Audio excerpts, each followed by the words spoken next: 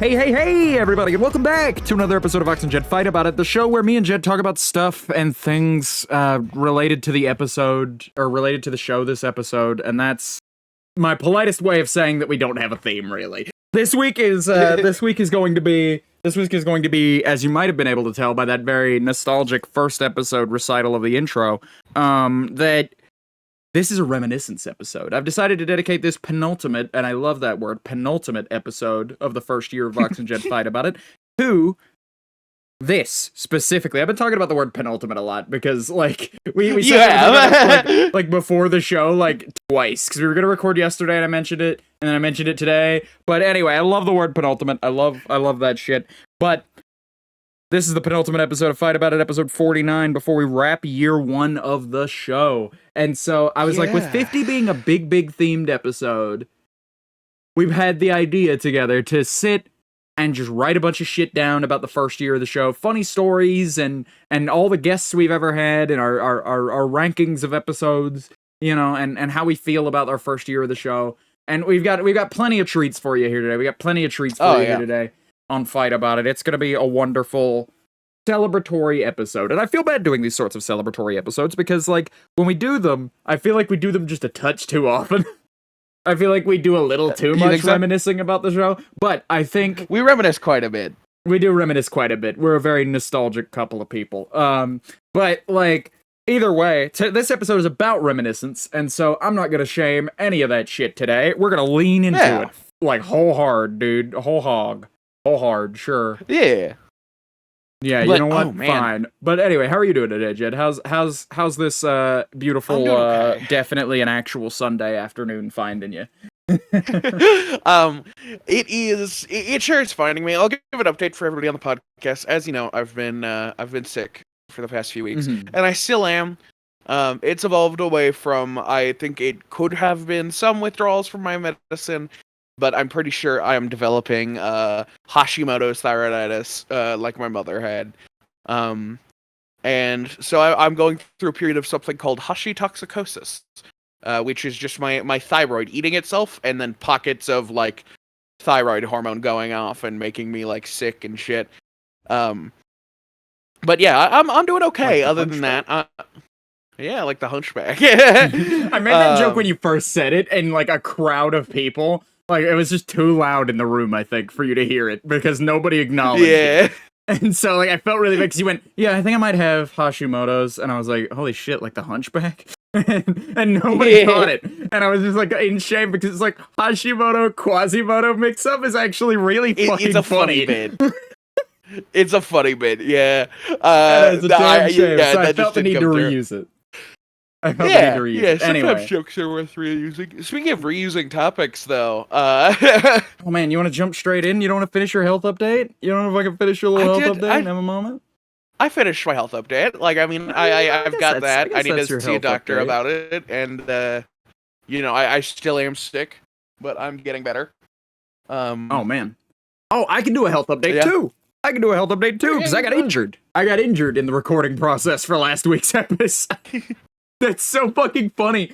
I wish I had thought of that at the time to tell the people in the hospital that I fucking, like, got injured recording a podcast episode. That would have been way lamer of me. But anyway, that would have been way lamer than I had a stupid accident. But no, yeah, but my head feels better. I'm having a lot of like weird soreness at the back of my neck, or had a lot of weird soreness at the back of my neck, at like the base of my neck where it like meets the skull, because that's what just like eats a lot of those head hit forces. Like, it acts as like a shock absorber for your spine, basically, and so like it just kind of will be sore for the following week, and it's getting better, and the headaches have subsided, and like my motor functions are all right. You know, I'm not like concussed, obviously. I'm not having any light sensitivity or anything. I'm perfectly fine. And by that estimation, I will not be going to the doctor advised follow-up appointment.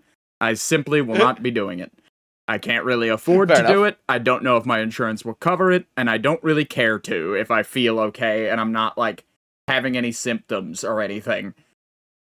And so this whatever. is not health advice from the Vox and Jed No, Fight About this It is episode. not You health should go to all your advice. doctor's You should go appointments. to all of your follow-up appointments, no matter how small they seem. In fact, I should definitely be going to this one. I am making a bad decision for my personal well-being, and that's okay. I'm 23. It's what we do, you know? Yeah, I think that's always so funny, is like getting to the point as an adult where it's like, this is wrong, I shouldn't do this. And then you have this moment where it's like, fuck it. I'm an adult. Who cares? Like, Yeah, I'm not like, hurting anybody. the only person at risk when I do that is me, and I'm not even at risk. I think, like, okay, so here's my thing about it. If there were anything bad enough that it could cause, like, an effect that I'm not noticing yet, it would have shown up on the fucking CT scan. So there's no point in going. You know, I've had, like, some motor function issues, but that's just because I've been under high stress, and I've been under a high a lot, frankly. You know, I've been partaking. I've been partaking of God's greenest flower. You know, it's been a good time. And that's all right. It's been helping. It's medicinal, is what I'm telling myself. But really what it is a good way to have fun in VR. But oh yeah. Either way, we're on our penultimate episode. That's our health updates. But generally, I'm feeling pretty good. How do you feel about last week's in terms of like an episode? I'm feeling okay. Let me remind myself on what last week's was, because like it was like the Jed is back a loosely episode. themed episode. Yeah. The problem was is that head. Like yeah, you hit your head, and like we had that like summer topic, but then we realized that like between the summer topics and us talking about our injuries, we killed like two of our topics that we had, and that was unfortunate. But last episode I thought was okay. I didn't think it was great, but I didn't think it was bad. So it was just a fine episode. Sadly, that I feel more and more like that about some of these episodes of just like, I think it's just because our standards have just gotten higher to where it's like, yeah, we put out a great episode, but we feel like it's fine because we've been putting out great episodes every time, you know? Yeah, that's what I think. That's what I think is like our standard for a good episode has gone up to the point where if we did an episode like last week's episode, like even like 3-4 months ago, it would have been a good episode in our eyes. I feel like I feel like that's a good place to be, though, is on that, like, ramp where it's, like, every episode is not bad. I don't feel like we're putting out bad stuff because it's not, like, the best it can possibly ever be. But it's the best that I put out every episode, and I make every episode the best it can be, not the best the show could possibly produce, you know? And so when a really good gem comes along, you write it out and you have it, and that's that, you know? And that's fine by me. That's perfectly fine by me. I quite like that that's where we're at, because it means that our standard for okay will keep going up, and thus by that estimation, like, the show's general quality will just keep improving as time passes. And that is a fantastically comforting thought for me, is that, like, even if we just keep idling like this, we're going to keep getting better, you know? Yeah, like I watched back through a lot of the first episode, and of course it's the first episode, so judging anything too highly on that is not a great idea. But we just have like better rapport now, and we understand better. My mom was talking to me about how one of her pet peeves is when you like ask somebody something like, "Hey, what's your favorite this thing?"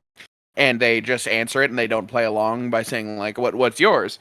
And she was like, "You do that, right? Like, you ask back." And I was like, "Yeah, but I don't know if that's from, like, media training that I, like, the quote-unquote media training that I've gotten." And I realized that is what that is now, is, like, I genuinely do have a better time communicating just because of this podcast.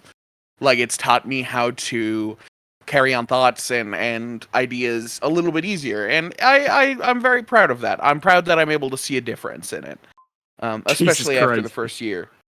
That was just barely coming through. I But picked my fucking phone up, and it like I was like, I should turn my phone ringer off right now before we get too deep into the episode. Like I do every like 10 minutes deep into an episode. I just keep getting lucky. In being able to just kind of do that. This time it happened as I picked my phone up and the speaker was right up against the goddamn mic. that's unfortunate. Oh well. That's always unfortunate. That's okay. Like I said, like you're saying though, I think like our rapport has improved greatly because I did also listen back to that first episode for research on this one, for a little bit, and I feel like our rapport has improved. But what I noticed more so was that like we're really well put together from an outside perspective. Like people would not know the amount of bullshit and like screaming at each other that happens otherwise. Well, maybe not from your side, more on mine. But, like, the amount of just, like, horse shit that happens around the production of this episode and, like, this show, not this episode, but this show in general, like, makes me feel really good when I look at the episode. And, like, because even while we're actively doing it, I'm like, man, I still feel a little off my game because we're not recording at the right time, or we're not doing this topic, we're doing that topic, or I feel like my topics list is light, or I feel like it's too much. But even when I go to episodes and I look at the spot where, like, I feel like I flubbed really bad, and I listen back to it, and I let it play for more than a minute, I go, no, I'm actually really good at this. I'm not giving myself enough credit, and I'm not giving Jed enough credit in thinking we did a bad job that day, because Jesus Christ, did we not do that.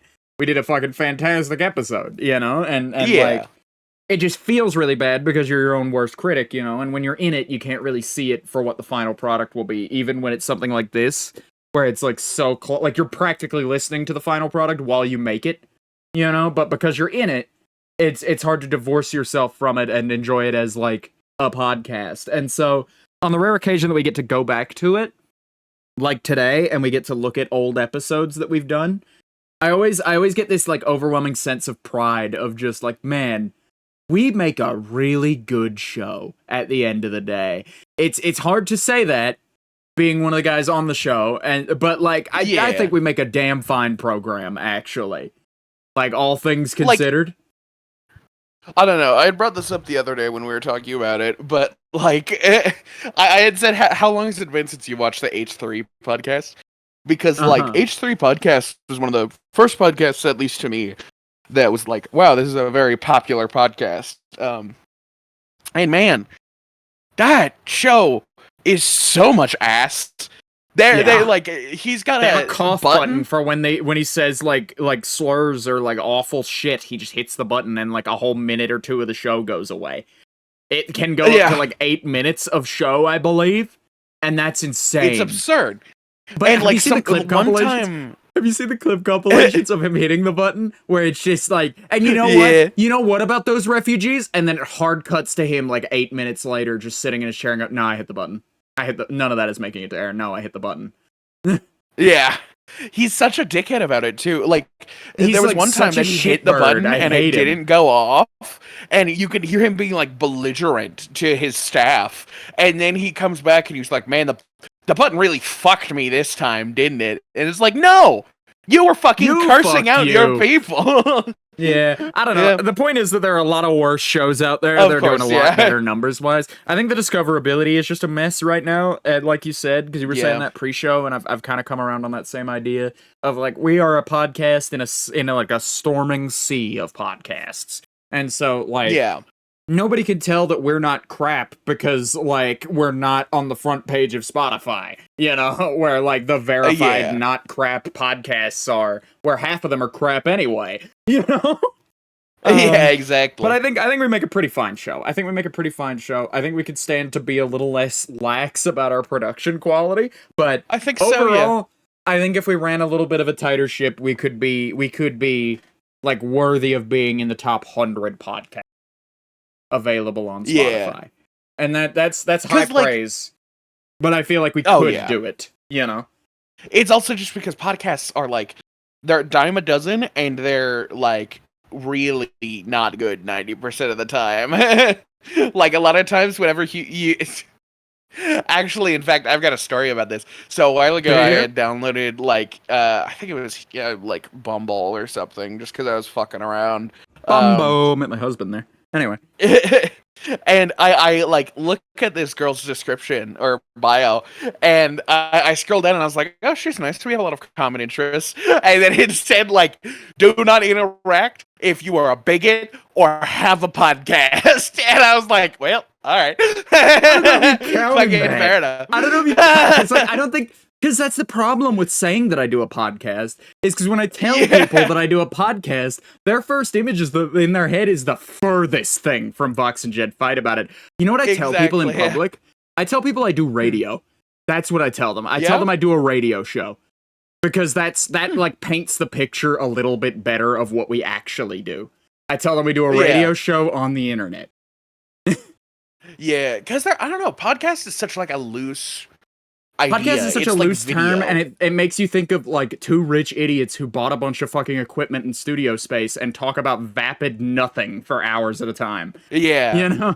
And like, or like bigoted right-wingers who sit down and scream about how the left is trying to like eat all the chicken in the world or something. You know? Like whatever ridiculous thing it is this week. And it's like, I don't know, neither of those really fit the description of what our show is, and it's like, I feel like our show is very classic podcasting.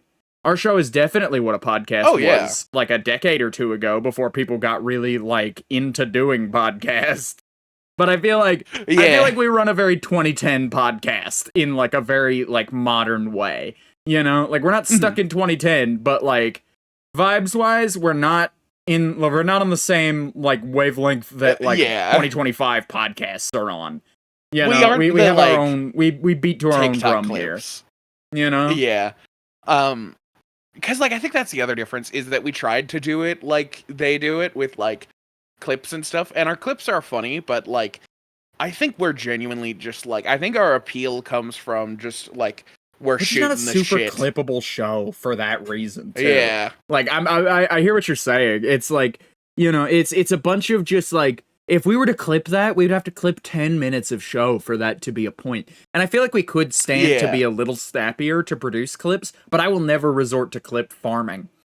The reason that a lot of these these podcasts, like, have, like, 4 or 5 clips an episode, or even just one an episode in a lot of cases, is because, like, they get one good clip an episode because they had a question in mind before they sat down to record that was like, this isn't a good podcast question, this is a good clip it down to put it on TikTok question.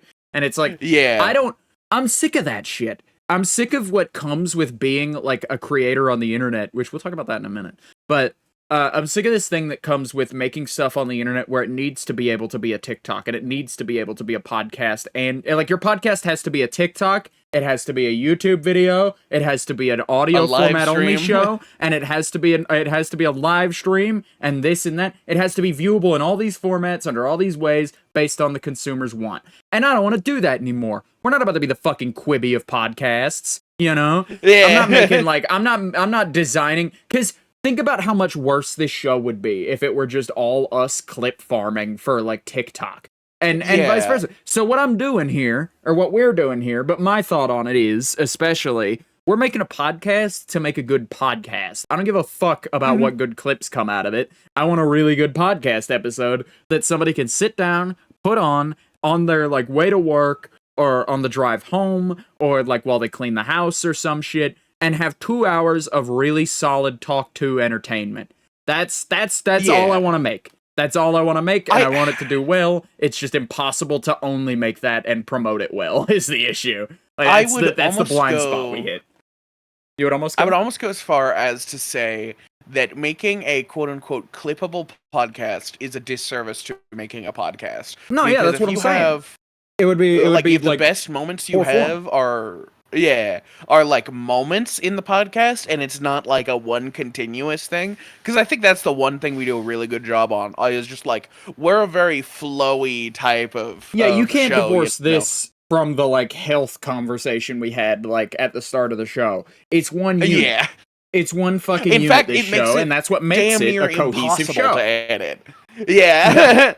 It makes it really hard to edit, because we have to know, like, if we pause the show for any reason, we have to write the fuck down what we were talking about and what was said last. so that we know how to like Yeah. follow it in a way that still flows, you know? Because that's what I find is that editing the show is a little difficult sometimes in that way of like, you can, like, no matter how smooth the edit is, you can tell that those two things were not said back to back. You know? It Oh can yeah. be pretty smooth. Yeah. And from a viewer perspective, maybe you don't notice. But in the editor, I can at least tell a difference in our flow when we're just going and our flow when I've had to cut a piece out in the middle. Oh yeah. And that's okay to have to cut pieces out in the middle. That's just the thing of the show. But like I try to do it as little as possible, and that's kind of why, because like I like the idea of this show being sort of stream of consciousness with like a good bit of planning ahead. That's the difference maker, is that we spend like the hour or two that you would spend sitting and re-listening and editing.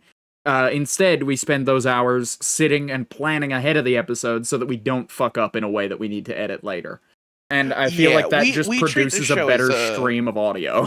Yeah? Yeah, we treat the show as a live performance, where it's like, during a podcast recording, in fact, like, I'm less likely to get up during a podcast recording than I am during a stream. Because during a stream, it's just like, you know, I gotta go to the bathroom, I'll be back. And I could do that like 4 or 5 times a stream. Yeah. But, like, in this, you really, like, it just fucks with the episode flow. It fucks with our flow, even if we do have a good break between topics. It's just, like, I think that is...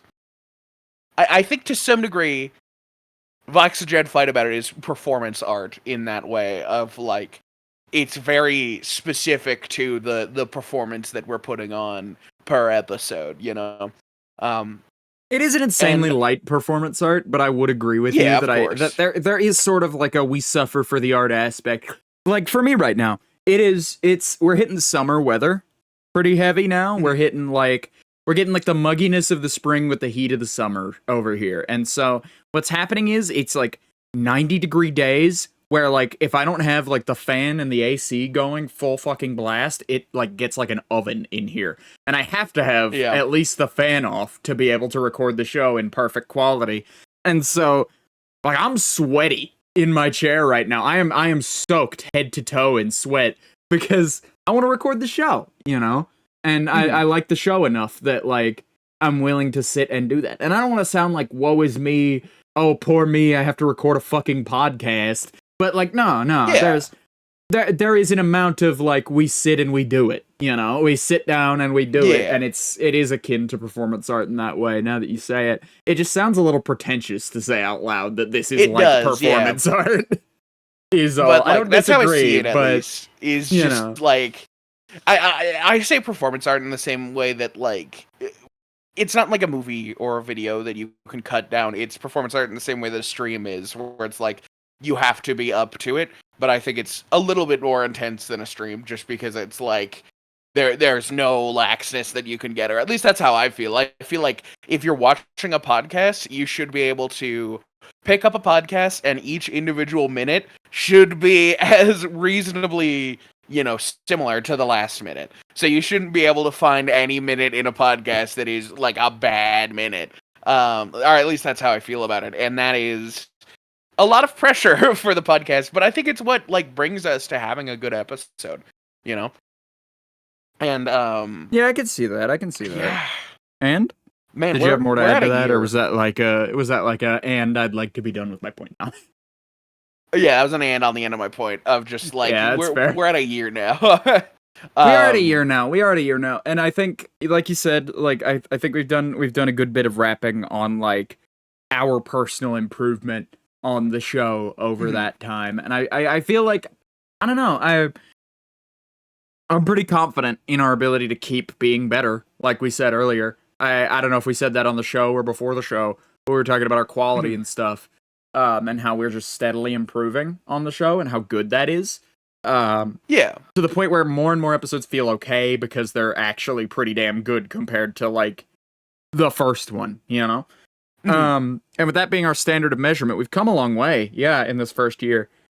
And it makes me excited to see where we'll be at in a year where we can look at this episode and go, wow, we sucked, huh? You know? Yeah. Because I'm getting to the point now where I don't think I've used a topic list in a while, just because, like, I'll write things down and I'll have them, but, like, I don't feel the need where it's like any individual episode I need like at least 10 and you need at least 10 so we can fill the time. Like I don't feel like we struggle with that very much at all. And I think we're starting to abolish the traditional like switch to here topic list, and I kind of dig it because like other than just writing the like I want to talk about this and this on the show, this is what's on my mind, you know. Like that stuff is a lot easier to put on the topic list than news and shit like that. That's like stuff we should talk about on the show and stuff I have opinions on, but stuff I haven't really thought about too much, you know? Like that hasn't really been on my brain, but like we're a podcast that needs to stay relevant, so you know, I'll talk about the new fucking like movie that's coming out that I don't have any intention of seeing, which I don't think I've ever done that specifically on the show because I really like movies, but like I've given some news on the show that's like I could say stuff about this. I don't really care to though. You know, it's not something I'm passionate about or anything. It's just something that's happening that like is worth note. You know. Exactly. And so like I'm glad we're moving away from that and moving away from the necessity of a big fucking list of shit to talk about and more toward just I walked in today and I felt like it was going to be a bad one, so I prepped a couple things. Or I walked in today and I felt like it was going to be a really good one and I felt like I had a lot on my mind to talk about relating to the theme, or if there is no theme, yada yada.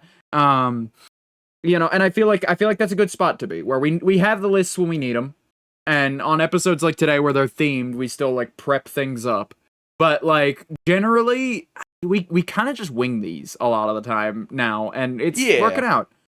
It's working out. I do think it is beneficial because we've had a couple of episodes where we've really lined out the topics, and like I remember one recently. I think it was within these 10 episodes where we damn near went individually topic to topic, what order they would go through, and I don't think we followed it like at all.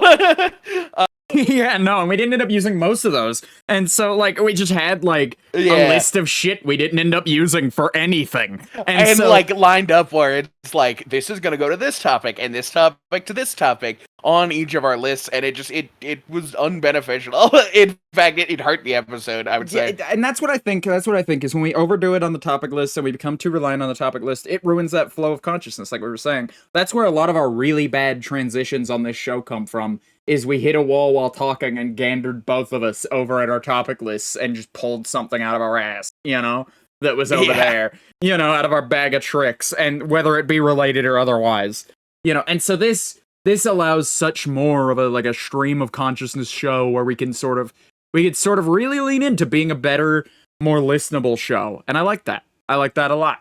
I like that that's an improvement we're making too on this show.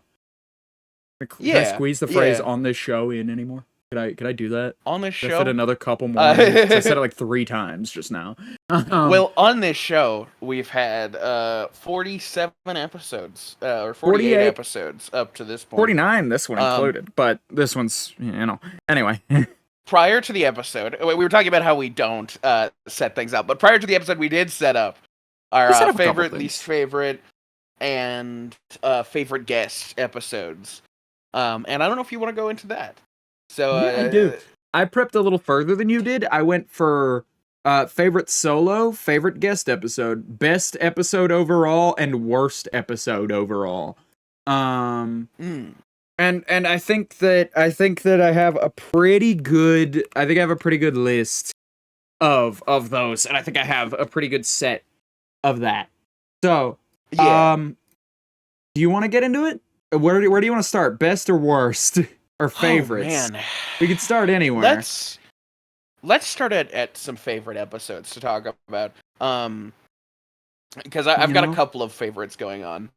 Okay, you know? All right. Because I have one favorite. I have one favorite solo and one favorite guest, and like they're pretty unanimous. I think I had a hard time with them, but like once I nailed them in, they're pretty unanimous. And we share this one, so like I wanted to kind of steal it out from under you now that you said you have a couple. But I have a really big soft spot for the episode 18, Outlaw and the Bandit. It's pretty early in our run, but I feel like that episode is a really good solo episode. I feel like that was one of the first solo episodes where we really hit a stride with something, and like I felt like Like, that was one of the first times I walked away from an episode of this show feeling certain that we were on the right path in doing this. That, like, this is what we should be fucking doing. You know? Yeah. And I don't know, there was just a magic in the room that episode, and we just, it was that we caught one of our natural, like, we disagree on something in a playful way arguments that go way too far on camera. Exactly, We just captured that lightning in a bottle for an episode, and it was just too good. Yeah. You have any thoughts on it? That's the thing about this show, is that we named it Vox and Jed Fight About It. Oh, sorry about that, folks. There we go, we're back. Yep. Jed was having a light audio issue again. It's been happening. It's become a recurring gag on this show the past couple weeks. I don't know what it is. So, yeah. Jed doesn't know what it is. He's only gonna be in like this setup for a little while longer. And I'll level with you, Jed, if this becomes the movie's getting delayed thing where it's like, well, I only have to put up with it for another week. I might just go into a hiatus anyway. But yeah, well, no, for me, the reason that I haven't actually like sought out the troubleshooting for that is because I'm getting a new computer. Like, in fact, it's here. It's been shipped to the Best Buy nearby, so I'm just gonna have to go tomorrow and grab it. So there's no point in me like troubleshooting something if the whole thing is gonna change anyway. Like literally tomorrow. But we were talking about the Outlaw and the Bandit. We're talking about the Outlaw and the Bandit, and I was kicking it to you to talk about like what you liked about that episode. Because that episode is incredible to me. Because again, we named this show Vox and Jed Fight About It for those lightning in a bottle moments that we do have that we'll get sometimes where we'll be very like jovial about arguments and stuff. And it's incredible. And every time I think about, like, is Vox and Jed Fight About It a good name? And it's like, yes, for those specific moments. And I think that was, one of the only ones of this year that I was like, yeah, but that it is worthy of the name now. And that is a really just incredible thing for that episode. Especially because your name's Schumacher doesn't mean you gotta be a cobbler all the time. You know, if you're spending a minute of your life not cobbling shoes, that doesn't make you, like, a failure. And I think of the show by the same estimation, where it's like, because we have just enough of those moments to justify it, I feel like the name is warranted even on, like, the chiller episodes like this one. I feel like it's a perfectly warranted thing. But no, that was, when we started the show, I named it that with the intention that we were going to get one of those. And we were coming up on a point on the show where it's like, man, we have yet to have a major argument about anything except on the episode where we sought it out. And that even felt like, honestly, looking back at episode 10, it felt, or not episode 10, the first one where we like argued, it did feel a little forced at the beginning. Like, it took a minute to get going and it didn't quite feel the same as it would organically. And so, like, that's why I was like kind of having a moment around episode 18, where I was like, man, will we ever live up to the namesake of this show? Because I'm not sure those arguments, because they happen so organically, I'm not sure we'll ever manage to catch one, you know? Yeah. And we did. We fucking did, and I'm really happy with it. And it's a shining star among our early catalog, I think. Within those first 20 episodes, it's like a definite beacon of like, this is going to be something, you know? And I really like that. And the funny thing is that my favorite guest episode lines in that first 22. Like, I don't what's your? We shared that as our favorite solo, right? Yeah, we did. We shared 18 for our favorite solo. All right, you want to kick us off on favorite guest episode and give us your favorite guest episode? Yeah, my favorite guest episode is actually pretty torn. I think 13 is my favorite guest episode because that was the first guest episode that I was like, oh, okay, cool. There is something more to this because that was episode 13 was with Chalubi, and we had a pretty good rapport with Chalubi, and I thought that was really incredible. But the other one is episode 45, actually. The one that we had just completed with my mom. And that's just because, like, the reason I'm so happy with that, and that might be my favorite. What's up? I hate it. I hate that we have 50 of these. I'm really mad that we have 50 to choose from, and we have such similar opinions on them. Because this whole favorite section is going to be, oh, that one is my favorite too. I intentionally went out of my way, because in the pre-show planning, you were like, I want to pick the Chalubi one as my favorite guest episode. So I was like, great, I'll pick the Jed's Mom episode. And then you picked the fucking Jed's Mom episode. You changed your mind in the episode. You dick. Anyway, I did not mean it that way. I was just saying, like, they're torn, but I definitely think Chalubi. A different one. Oh, okay. Yeah, I definitely do think Chalubi is my favorite, just because the only reason that the My Mom episode is my favorite is just because it's like it's another one of those lightning in a bottle moments where it was like, we got it, we did it, it was good. We can only have it on there once. We're good. No, I hard disagree. Wait, You hard disagree? We stay on fucking topic about your favorite guest episode. We'll talk about the Your Mom episode in a minute. I hard disagree. But the Chalubi episode. Right. No. The Chalubi episode was really good. I think I said this about the other one as one of the first ones, but this is the episode I point to really when I go, yeah, like it's not quite done yet, but you can see it. You can see the show. Yeah. It's not done yet, but you can see the show. Like, I don't know, something about Chalubi being there brought the show out of us somehow. And it really popped, and I loved it. And that's why it's my favorite overall episode. It's not my favorite guest episode, but it's my favorite overall episode if we're talking about that one. Like, I think it is my favorite overall episode of the show in the same way that, like, yeah, he might be, like, a grown man now, but you'll never forget the first time you look your son in the eyes, you know? And it's like, you know, it's like a moment. It was like a beautiful moment for me of just like, oh, shit, this whole thing is coming together, you know? Yeah. Sorry. Yeah, I think that was, I think that is a really good expression of what it was. Because like, I don't think it was necessarily our best performance, but it, like, for sure it was our best, like, it's here, like, this is the show now. It's our best show of. It's a best show of the show. You know, it's a good showing, I think. But yeah, do you have any thoughts about the Chalubi episode otherwise? Before we get deep dive and sink our teeth into the Your Mom episode? Yeah, I mean, that was the one that we had clipped, and I think that was a really good clip. That was the one time we got a really good clip. And that's because Chalubi makes really good clips. Chalubi is, like, a very clippable streamer, and so, like, he just has that in his repertoire of abilities to be able to tell a story in such a way that it's compact enough, like, where it still flows, but it's compact enough that it can be cut for a clip, and that's good. That's awesome. I love that. But this show just typically does not warrant clipping, and so, like, there's very little on the Fight About It TikTok account other than promos, and even those don't go up over there anymore. But, like, I don't know, I've kind of abandoned our TikTok account just because I don't really care anymore about TikTok as content. It's too easy. It's just too easy. Genuinely. It's too random and too easy. It's like a microcosm of every other social media where it's like, you either blow up or you don't. And that will be decided on day one. You know? Yeah, you have, like, no other choice other than, like, put it out there. Oh, wow, this one made 10,000 views and made me, like, $25. And then it's like, okay, well, this one had 10 views, and I put, like, 20 minutes worth of work into it. Fuck this. Not 20 minutes, like, much longer, of course. But yeah, no, there's a disparity between the amount of effort you put into a TikTok and the amount you get back. And it's a weird one. But either way, it promotes making slop, and I don't want to. That's my problem with TikTok, is as a platform, it promotes garbage.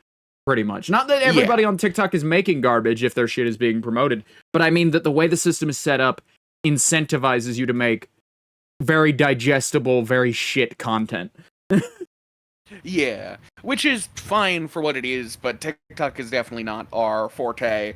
It's not our forte for this show specifically. I enjoy making TikToks enough. I just, like, I have to make a TikTok the same way I make this podcast, where I make a TikTok with the intention of making a TikTok, and making TikToks just hasn't been appealing to me lately. And that's okay. I like that that's where I'm at in my like artistic career as a creator, is that I get to sort of pick and choose, and I have, like, a small audience, sure, but a very loyal audience of people who will just kind of run with me on, like, hey, I want to start doing this now. Is that cool? Cool. I'm doing that. You know? And it's great that, like, Because most people don't end up with that. Like, there are people with millions of followers who can't get one of them to go to another fucking platform, you know? Whereas, like, I just have, like, a couple hundred, and, like, a good 50% of them will come when I go, you know? Mm-hmm. Like, it takes them a minute, but they'll show up for me. And that's, you know... Yeah. It's a blessing to be in that spot, I think. And I think this show is starting to build up a couple of viewers like that. It is. There are regulars coming in. We're snowballing a little bit in the view counts because, yeah, like, we were looking and they do just keep going up as you go from episode 1. Like, there are a few where it's like, oh yeah, 30, 14, 8, 90, 7.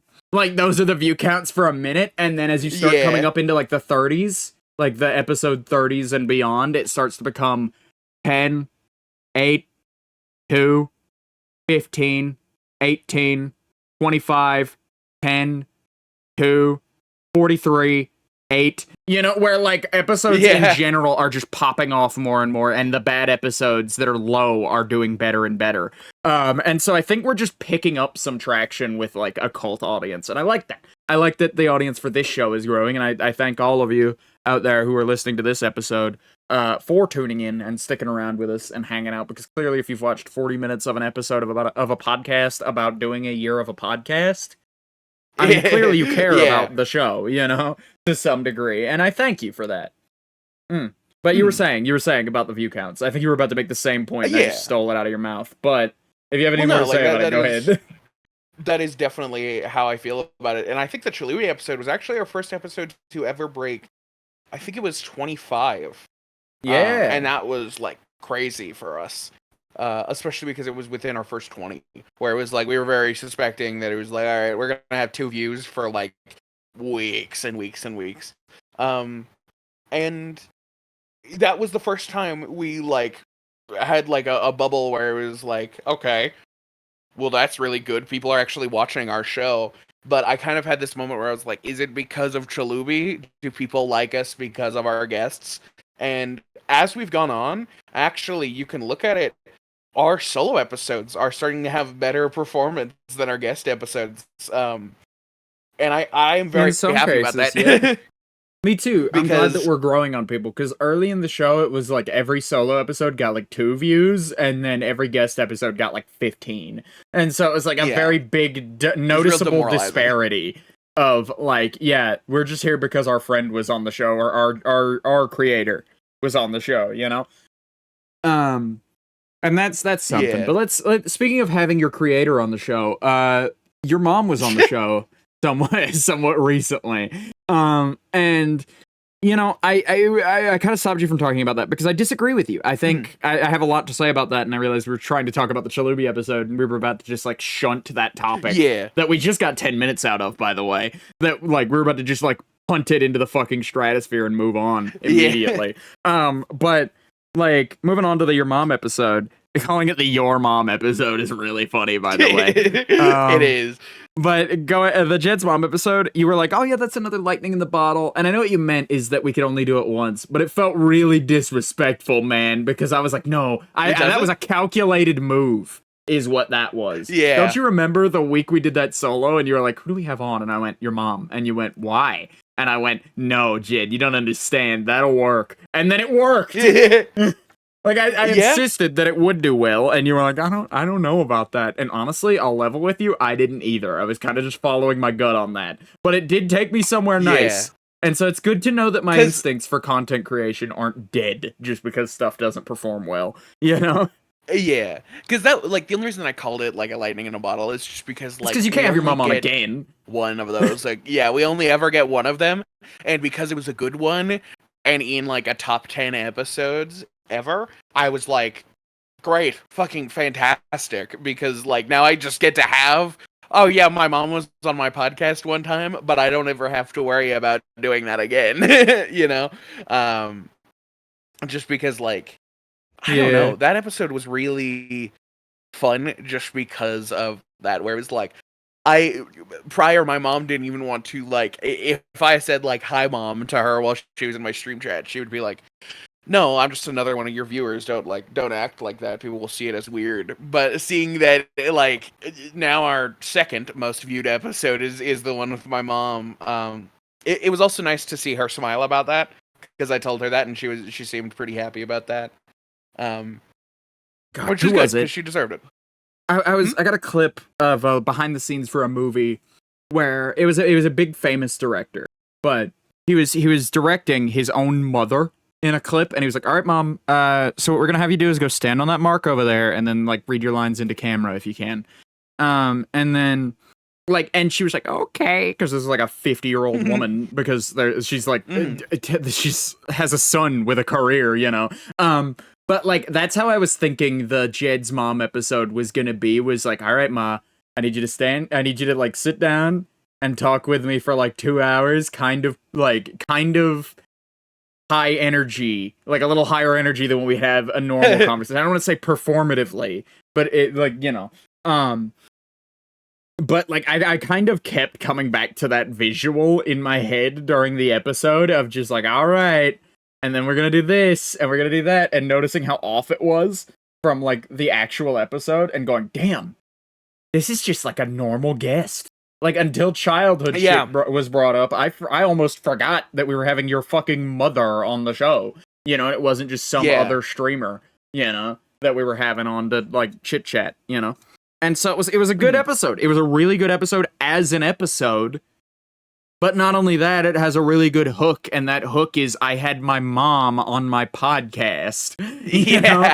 Which is, like, a very endearing everyman thing to do. And I'm starting to feel like, because I kind of posed myself as like, nah, I want my persona to be larger than life. I want to be like Mr. Voxel 64, you know? I want to be the big shining star image of myself, you know? I don't want to be me. And like, as I'm doing this rebrand, all of that is sort of falling away, and like the facade has broken, and it's kind of fine. Like, the Jed's mom episode, I feel like, is a weird preemptive step down that path. Where it's like, I think, again, in the same way that shooting the shit is a lot of our appeal, I feel like a lot of our appeal as a show is that we're not Joe Rogan, and we're not Ethan Klein, and we're not this guy, and we're not that guy, you know, who sit into the microphone and talk like this about DMT and read out sponsorships for fucking Squarespace, you know? And Squarespace, we'd love to have your money, by the way. But fucking, like, we don't do that kind of shit. And there's a reason for that. It's because we're a more relatable show, I think. I think we make a more relatable product for the average guy on the internet to consume. Like, we are men in our, like, early 20s making content for other, like, men in that age demographic, basically. Men and women, I suppose. And it's weirdly appealing to, like, the older folk, like your mom as well, who aren't, like, old, you know, but, like, people who are well out of that demographic. But people who, like, still can enjoy the show because we're a couple of relatable guys just talking news and, like, just talking shop a while, you know? Just stopping and sitting, like, and having a conversation. And I like to make it feel like the viewer is, like, our friend sitting in with us while we have a conversation, you know? And it's good. It's a good rapport that we have between ourselves and with the viewer as an audience. And I feel like there will be a lot of that to come. I feel like there will be a lot of that sort of everymanness in the future to come, and a little more of that, like, humility and like groundedness about the show coming forward emotionally as well as like the new assets and everything. You what? Yeah, I think actually the Am I the Asshole episode, now that I'm thinking about it, is our one time that we really tried to dip ourselves into what normal podcasting is, and we proved that we can do it. But I don't think that's our format. I think it's format. A little too I had a really rigid. easy time with it. It was really easy to do, like, it was easy to shoot the shit about. But it doesn't feel like Vox and Jed fight about it, though. And it doesn't feel like Vox and Jed fight about it. That makes it unique. Yeah. And that makes it a special episode. That's why I don't mind doing those specials where it's like, it's Vox and Jed fight about it taking on. I would love to do more specials like that where we just look at the formats of other show and just do their format for an episode. I think that could be a really fun gimmick to do. Like, throughout year 2 is just keep doing that shit every, like, 10 or 15 episodes. Where it's like, it's not super common, but every now and again you get a special one where it's like, oh, this is like a dating advice episode? Weird. Oh, they're doing like they're like aping that like dating advice show that's going around. Oh, this is like, maybe one week we do like a fucking like Theo Von style podcast where we're like, fuck that guy, by the way, but where we're asking Yeah. each other like we're asking each other ridiculous questions and just have a list of the stupidest shit we could possibly think of to say to each other, or like or like maybe we like lean into like a Joe Rogan-esque interview segment. Fuck that guy too. Why are all the big podcasters assholes? Because Either way. podcasting is like, I don't want to say it is inherently, but it is a more like egotistical way of making content, just because to make a podcast you have to sit down and go, yeah, I think people would listen to me. So I think that and that's a lot the trouble. of especially the famous people, I should say, because they go, then they're yeah, validated on that. Yeah, people did listen to me. Yeah. Yeah, Exactly. I get it. I was actually thinking about that the other day, about like why famous people are always like bad people, like why the percentage of famous people and but there is bad a people, trend. yeah, is a Venn diagram. But I think it's partially that like fame can get in your head, and also to get to that point you have to be a specific person. But yeah, the Am I the Asshole episode was fun to dip our toes into, and especially if you want to continue doing that, I would love to make that one of our gimmicks. I would personally love to do that too, as part of the gimmick of this show, is every now and again we like put our fucking actual podcaster pants on and do like a proper, like, here's a format that we're doing, take it, And then next week we'll be back to your regularly scheduled program, Because I feel like it makes a nice breakup, and it stretches some new muscles for us too, and the goody all around. I think we don't record a podcast; we record a talk show. I think, sort of. Yeah, we do a talk show with like without any segments. It's just like it's like if Conan and Andy Richter just sat and shot the shit for a 45-minute episode. That's what this is. Like, this feels like the lights have gone down in the studio and we're still just kind of sitting here shooting shit for a minute, And I like that. I like that a lot. I like that a lot too. And I think that's why I saw such a difference between guest episodes and stuff, because I'd mentioned it in the past about like, yeah, I like doing the guest episodes, but they always feel weird. They feel stressful. And it's because we're putting on our podcaster pants to do a guest episode, where it's like we have to really make sure that there has to be some legitimacy for the guest, Like, they have to, because we look very put together when you watch an episode, so I don't mind at all when I proposition people to be on our show. Like, that doesn't bother me even a little bit. But like the idea of them going and looking at our catalog first, that doesn't bug me. What does bug me is them seeing the absolute mess that makes that happen every week. And I don't know. Yeah. I feel like that's relatable too. I feel like that's a lot of the stage setting that we've done, is like openly going to audience in a way that somebody like Joe Rogan would not in any circumstance. Just sit and look to camera and go, "Hey man, I'm sorry we didn't get the podcast out on time this week. I'm really fucking sorry. Here it is a day later, but like, there's not much we could have done about it. Here's the story, at least, And so, like, like, we just, like, we throw our hands up and we do our best. That's what we do in those situations, and we do a damn good job. Our best is good enough in most cases. It's just a matter of it's just a matter of making it more relatable. That's it. Like, that's all it is just it makes it more relatable of a show when we fuck up, that we've fucked up. It doesn't feel like a creator hasn't delivered a product you intend them to. Vox and Jed were a little out this week and had to, like, they were a little on the outs this week and had to really struggle to get this one out. All right, that's fine. I feel like that's sort of the relationship we have right now with, like, I don't know, fucking dear viewer, if you have a comment on this, feel free to, like, leave a comment below letting us know. Oh yeah, like, how much of this is reading correctly to you, but. Like, I feel like that's definitely the situation here, is like, we and a lot of that is because a lot of our early audience was built on just, like, friends and friends of friends, and so, like, we sort of get, like, a sort of, like a familial past, almost, of just, like, yeah, I'm familiar with you, fuck it, why not, go ahead, you could be a little late, I know you, I know what you're up to. And thus, when new people started coming in who didn't know us or know what we get up to, there was already this air of understanding about, like, no, it's fine. It's a cool show. I don't care.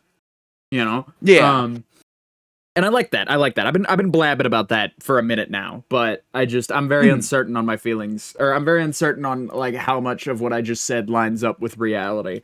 But speaking of times where we've had a bad time on the show, remember the hurricane last October? Yeah, we should totally talk about that, because on the show that was a pretty big turning point for like, okay, how the fuck are we gonna actually manage this?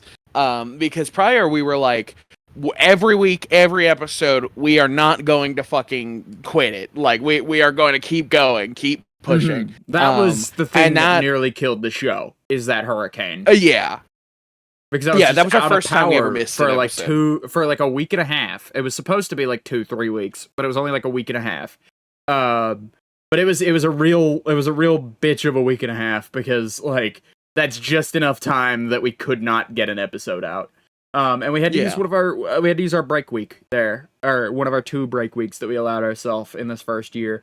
And you know what? It was tough. It was really hard. I'm super happy that we've made it to 49, and we'll I don't want to jinx it or anything, but the fact that we're like on course to hit 50 and we didn't have to take that 3rd week at any point. That's what really like makes me happy looking back at that story, is that, you know what, it was tough, it was rough, the podcast was in a bad place, but like we came back pretty strong. We came back pretty strong after that, and like we're still going strong now. So despite that scare, I think we're in a good place. I think it all worked out, and I can look back on it as like ooh, that was close. Anyway, you know.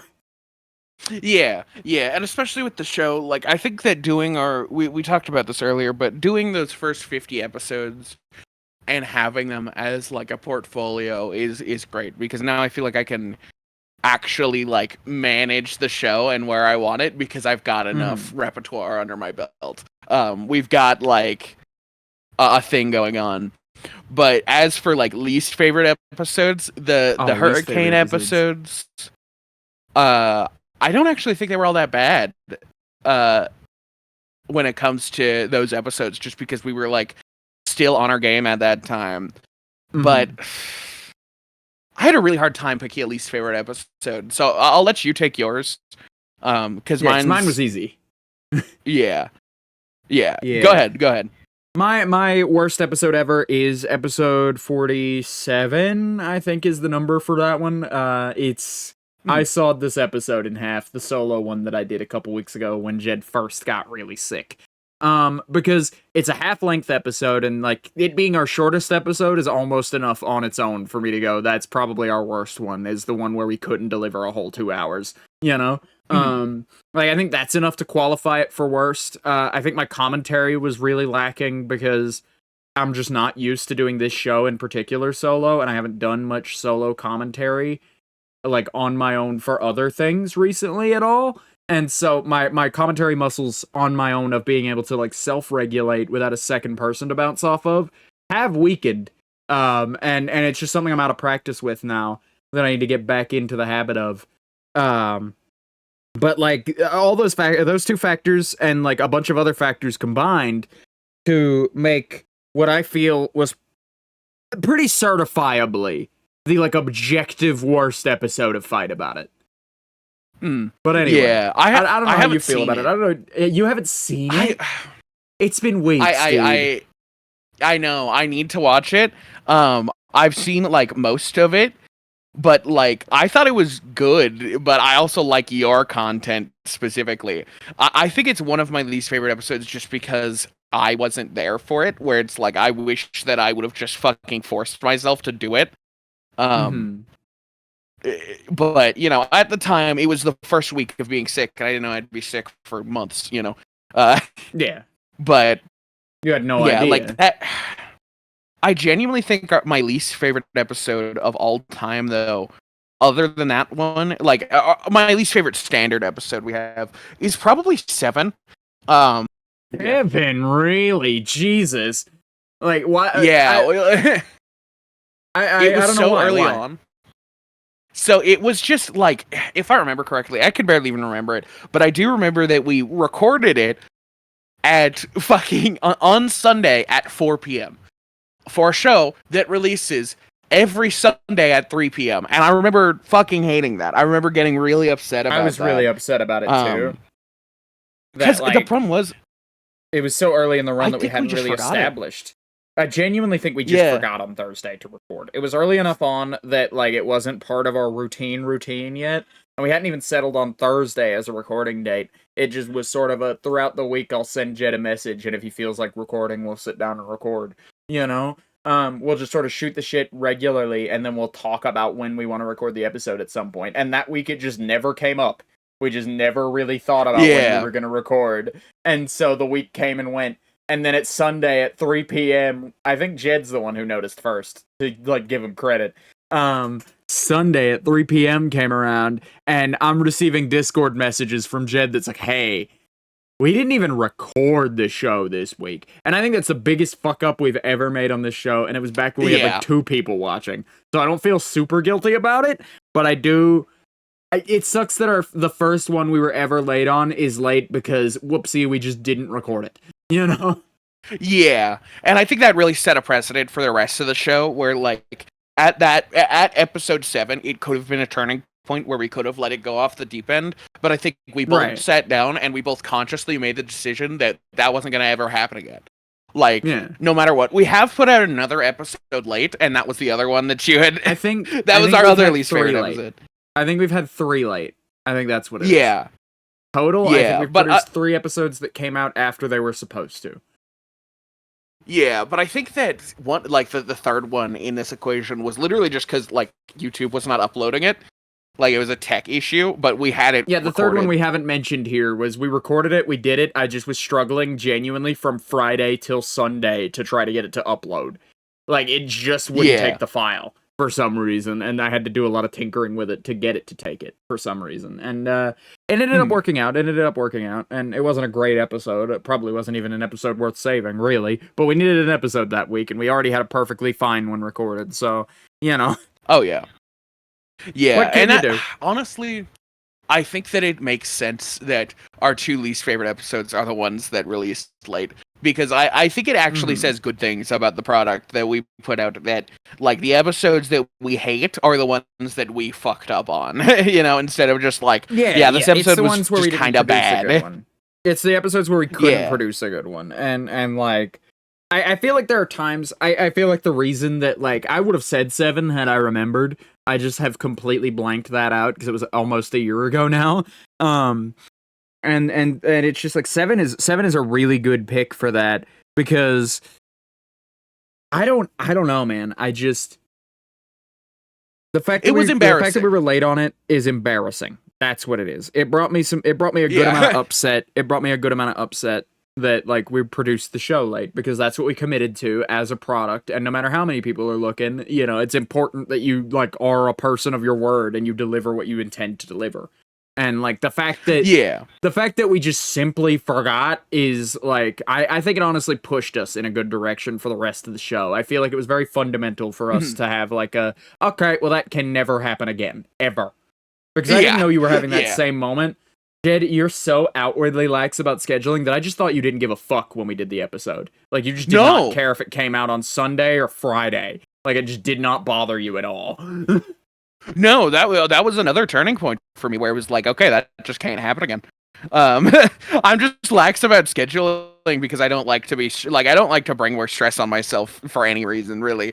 So if I have the opportunity to not be stressed about something, I will like generally just kind of do that. But yeah, I don't know. I think that those are really good picks for our least favorite episodes, and I do think it says a lot that they are just ones that we had like genuinely fucked up on instead of just making a poor content, because I think our content is pretty good overall.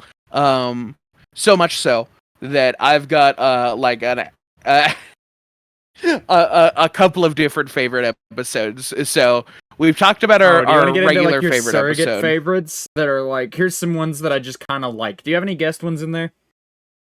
I do. I have a favorite guest. Well, let's not which was not talk about guest stuff until we get to the big list of guests. See, that's the thing about Jed, dear viewer, that you don't understand is Jed will sit and plan with you for like a week and a half, and then he'll throw all those plans out the window on the day for no fucking reason. And it's not even intentional. It's genuinely your worst. Have a hard time. No, it is genuinely your worst trait. Like, I hate to dress you down about it on the show, but it is absolutely the worst fucking thing about you. Imagine going out on stage with a guy for a duo, like of some kind, whether it be like a dance, a performance, whatever, and like the other guy just doesn't do any of the choreographed shit. He just opts not to for no reason. And then he starts doing it out of order for no reason. I just draw so many blanks on it. Again, that's the issue, is that, like... okay. We both have our weaknesses with this shit, and that's okay. My weakness is that I give way too much of a shit about it. Like, I'm way too serious about all of it. And I need to shut the fuck up sometimes and just let the bad things happen and let it be an imperfect thing, you know? And that's okay. Yeah. Like, I don't need to get worked up about all that shit. But either way, let's talk about guest episodes when we get to the guests, because we've prepped a big list of all the guests. And I've gone through and I've put like asterisks on mine and highlighted and shit. Yeah. On just like, I want to talk about this, I want to talk about that, I have this to talk about that. Oh man, but I think you said you had a favorite your favorite solos. My favorite overall?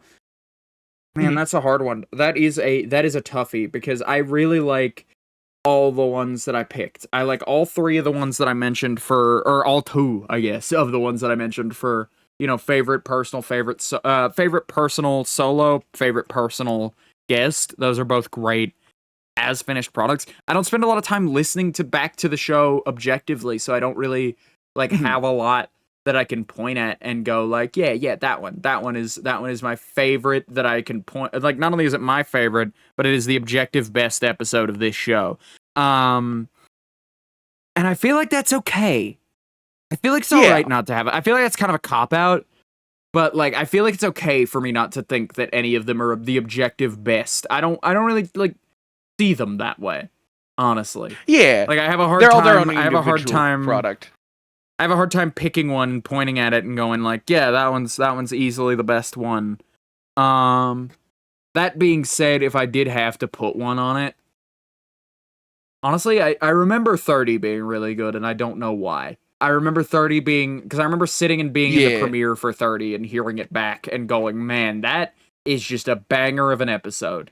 Back to front, really good listen. It was the Corrupt episode. It was the Corrupt episode. That was That's one of the first times we were ever in the chat. Yeah. Yeah, and one of the only times, too. We show up for those, but not super often.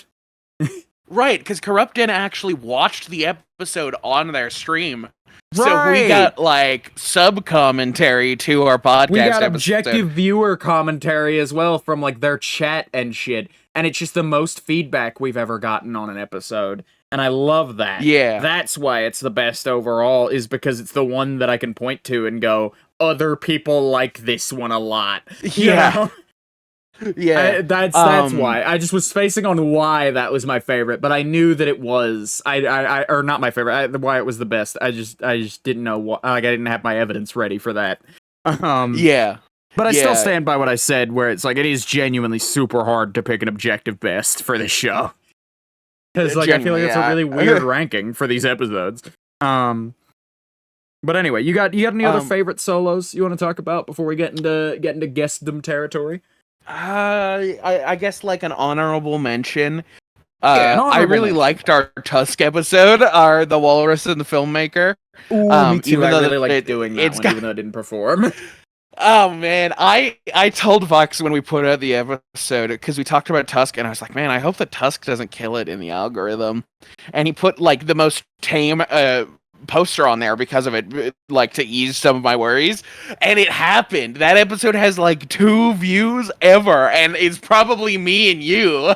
Honestly, the more I think about it, the more I think about the Tusk episode, the more I think I should have put a grosser poster up. I should have put the one, not the worst poster, but I should have at least put the one with the regular guy not in the suit, but with tusks in his mouth. I should have used that one. Because it's a way more eye-catching image for a YouTube thumbnail. But, like, and I think that has a lot to do with it, is that the poster I chose is very boring looking, and so it doesn't make an interesting thumbnail, really.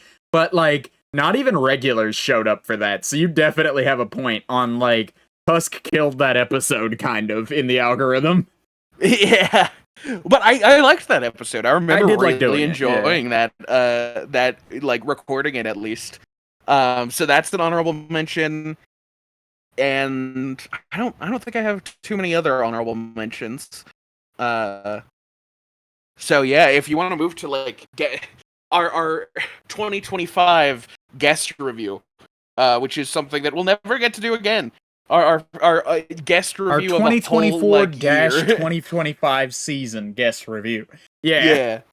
I'm excited for this. Yeah. I'm excited for this because I saw that we hit the hour mark on the episode. I saw that we were at like the 50-minute mark and weren't done talking about solo episodes, and I was like, great, awesome. This guest thing is probably going to take up the rest of the episode.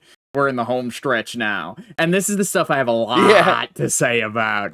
So, like, we're on a path here.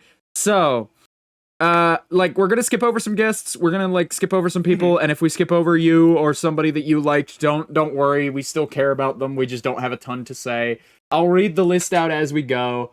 I'll read the list out ahead, just so that, like, we can thank everybody for being on the show, at the end, actually. I think that's a better way to do it, is just put it at the end. Yeah.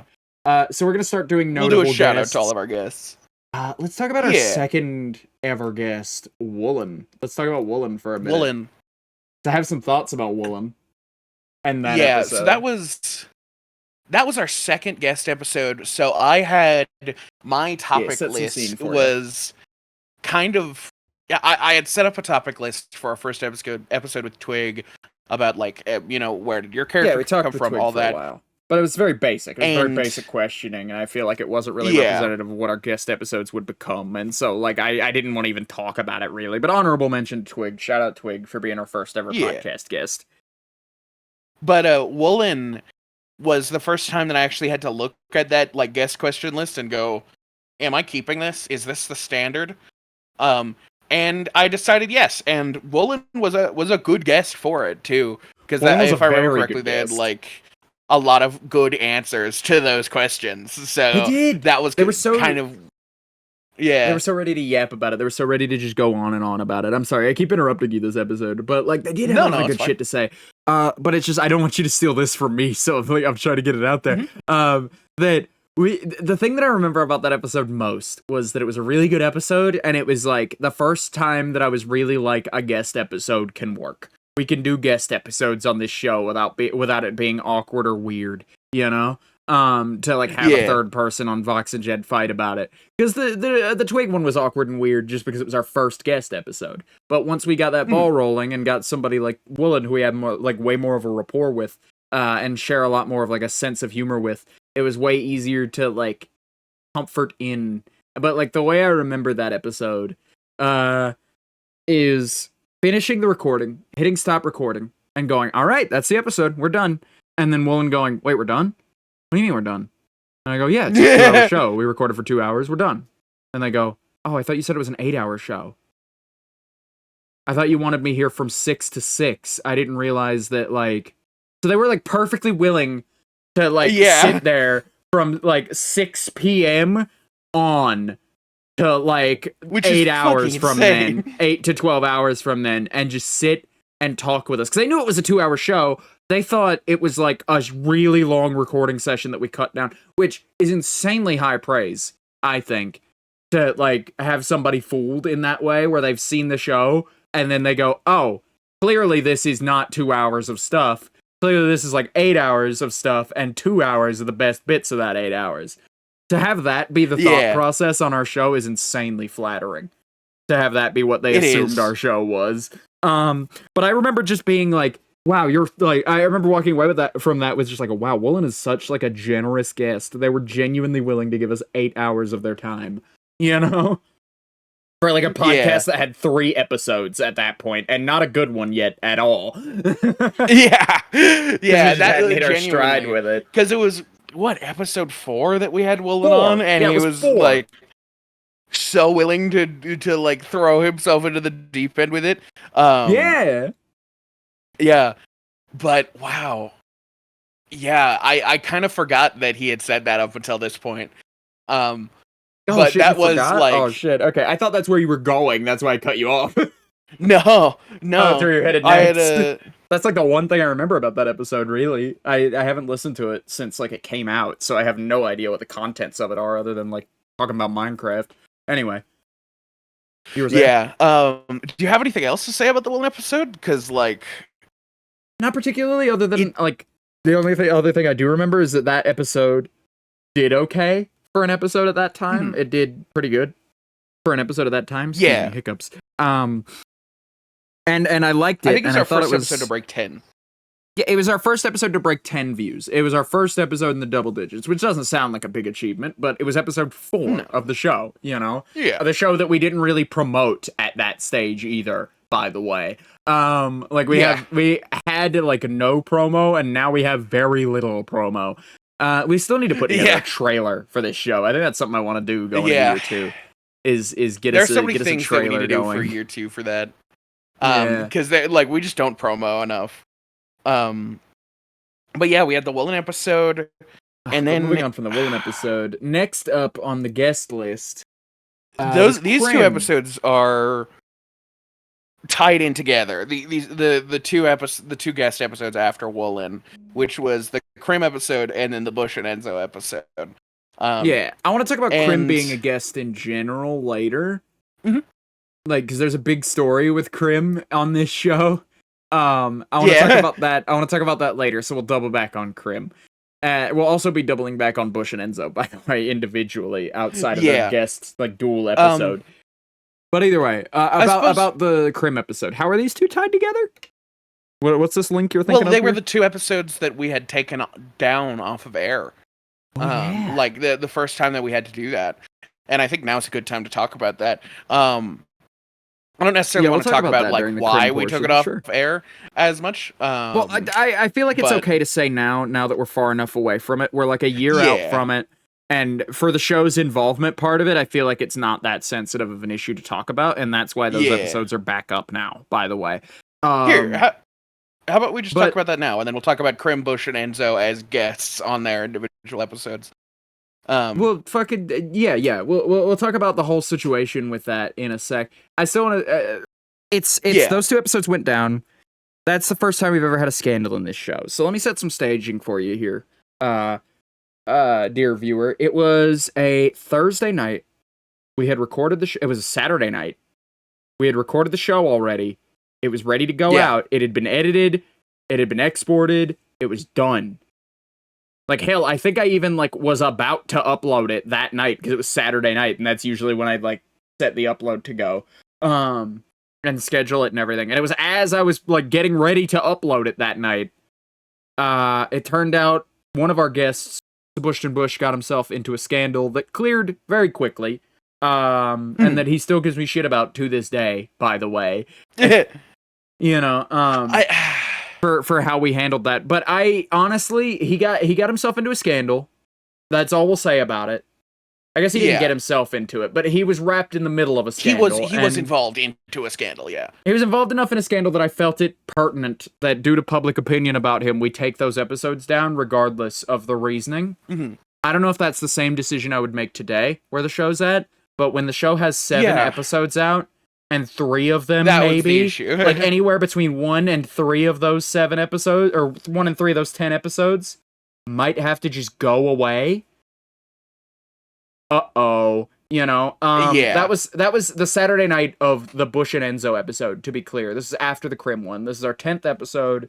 This is the Saturday night of the episode after, because I remember we finished the Bush and Krim episode, or the Bush and Enzo episode got uploaded, and episode. it was the episode after. It was the solo after, right? Yeah. Because those 2 episodes were out there, and I was like, fuck, we had this guy on our show. Not only that, but this guy ran Console Craft, the project that we talk about on the show early on a lot, because that's what was actively going on for us at the time. And, like, we speak very highly of him because he ran that server, you know, for us. Yeah, like everybody did. Everybody who's been on the show also spoke very highly of him. I feel like as a 7-episode show or a 10-episode show so far, where a lot of it is, sorry, I'm still in episode 7 territory somehow, but like a 10-episode show where like 4 or 5 of the episodes consist of at least 30 minutes of saying how good of a guy Sebastian Bush is, I feel like we're obliged to say something right now to cover our ass. Yeah. And frankly, that's what it was. It was covering our ass. Yeah. And making sure that this was... show didn't have to die on episode 10 because we made some, like, mistakes and had some problematic people on accidentally. That's where my head was at the time. And now that that's cleared, I'm so glad that it came out the way it did. I'm so glad that it came out the way it did, and that, like, I've spoken to Bush in private about it, I've spoken to several people in private about it, and I've made my apologies about, like, yeah, man. And, like, they all see where I was coming from, they all understand why I made the decisions that I made.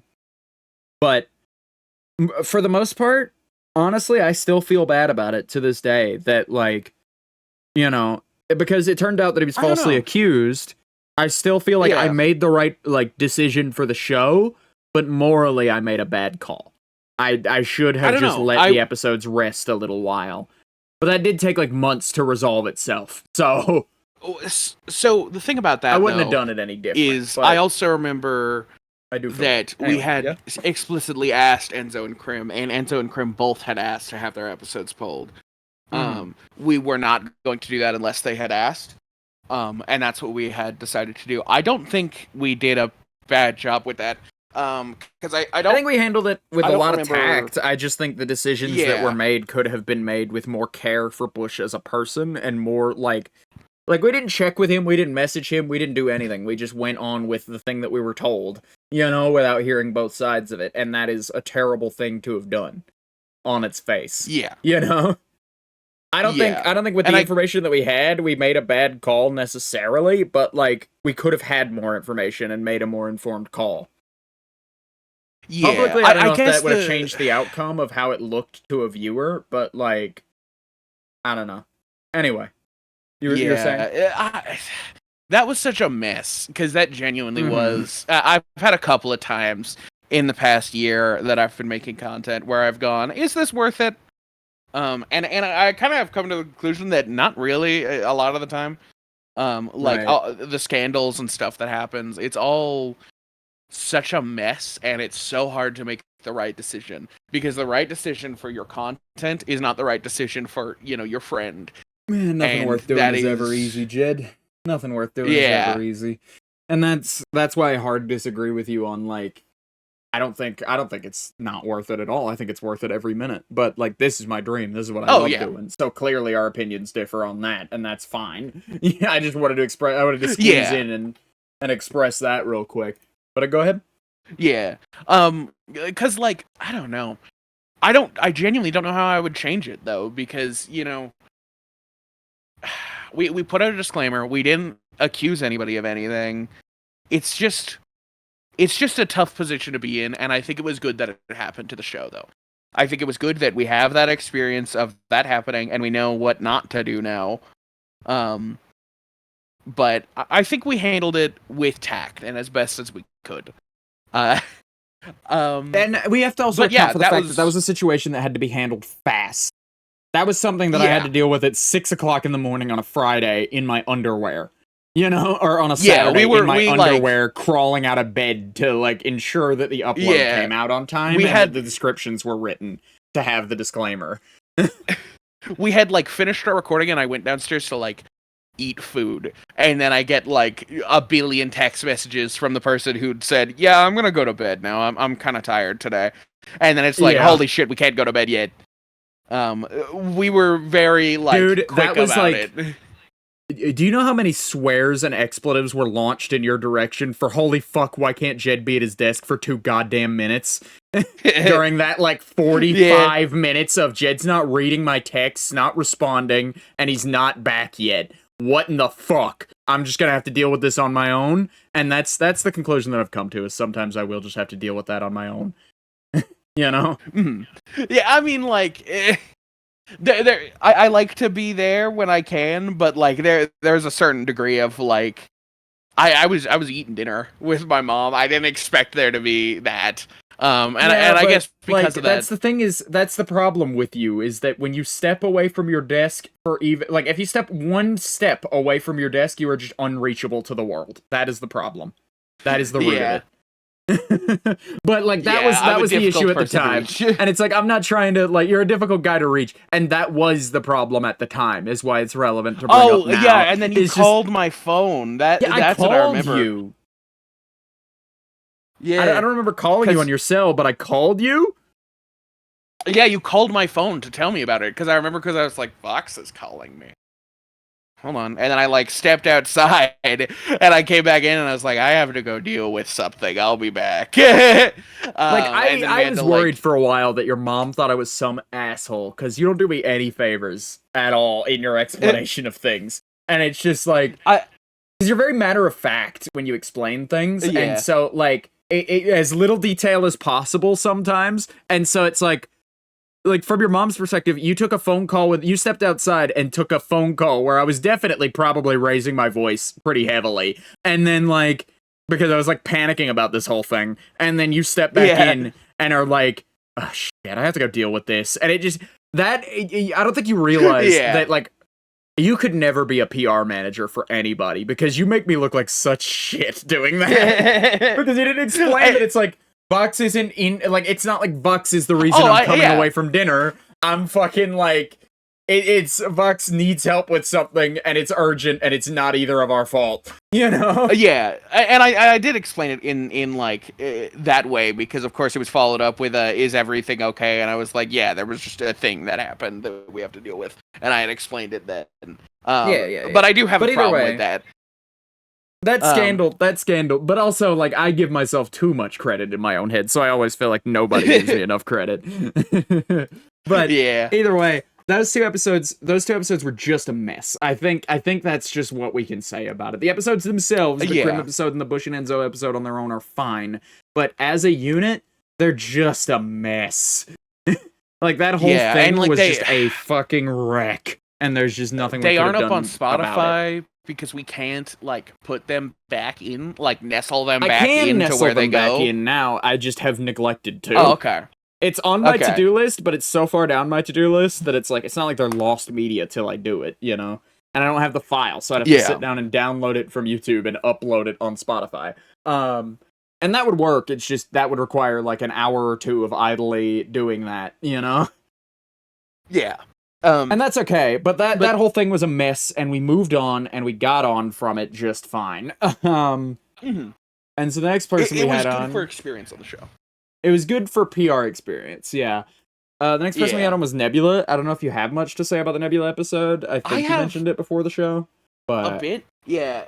I put an asterisk by it on my list, because that was the episode I recorded in Cleveland. So that was the first time that we really had the show, and it was like, hell or high water, we're gonna get the show done.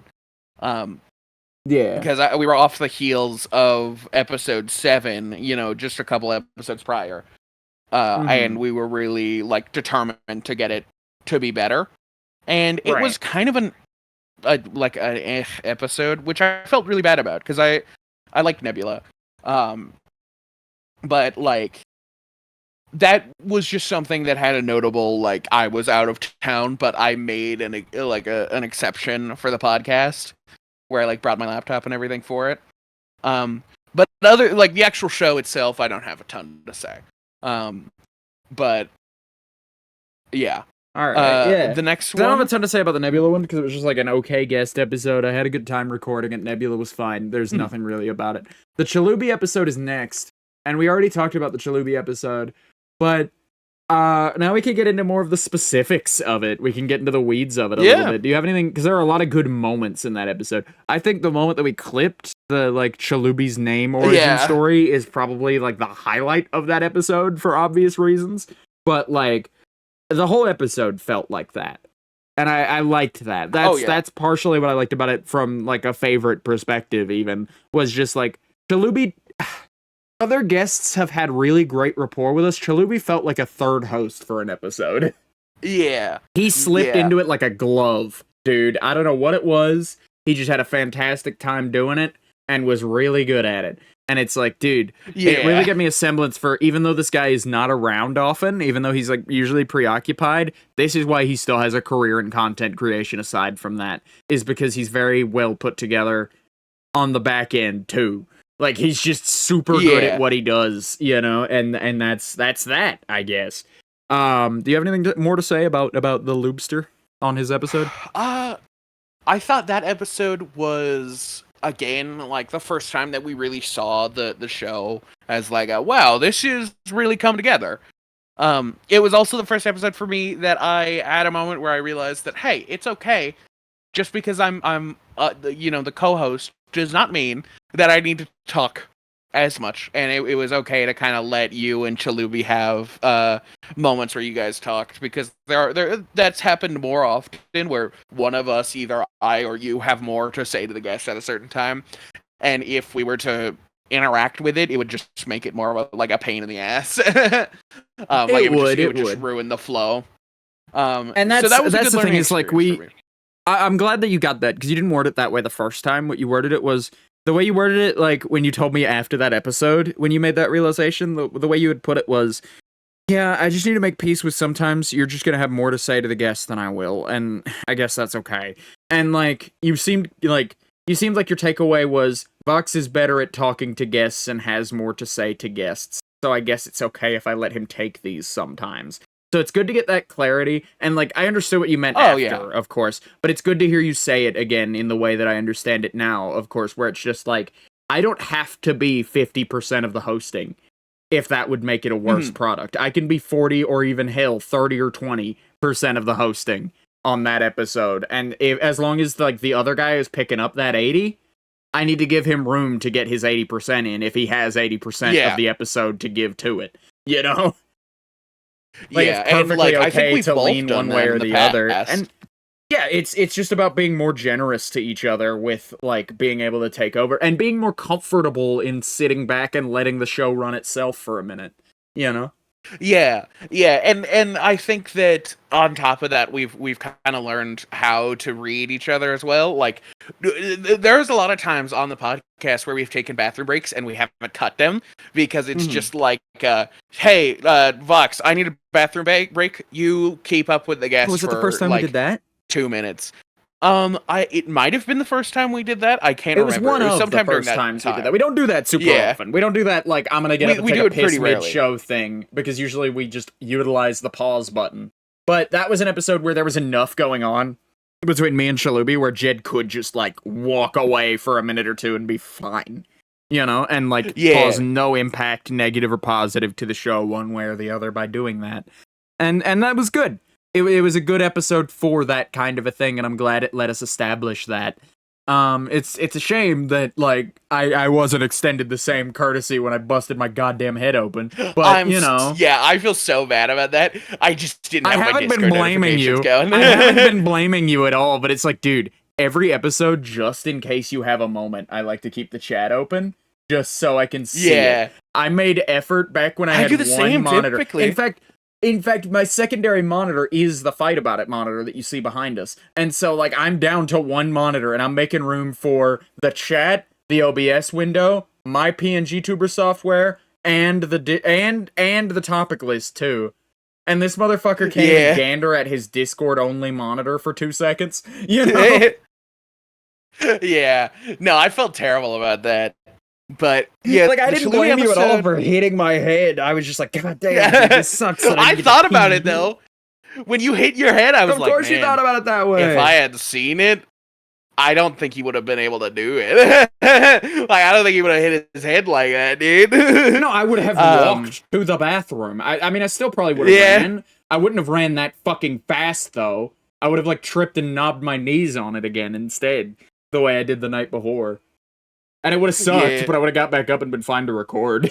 I wouldn't have to go to the hospital. But we don't need to, like, dwell on that at all, because it's like, that's unimportant. Who cares? But, yeah, the Chalubi episode was our first, like, bathroom break episode, I suppose. It was one of our first ones.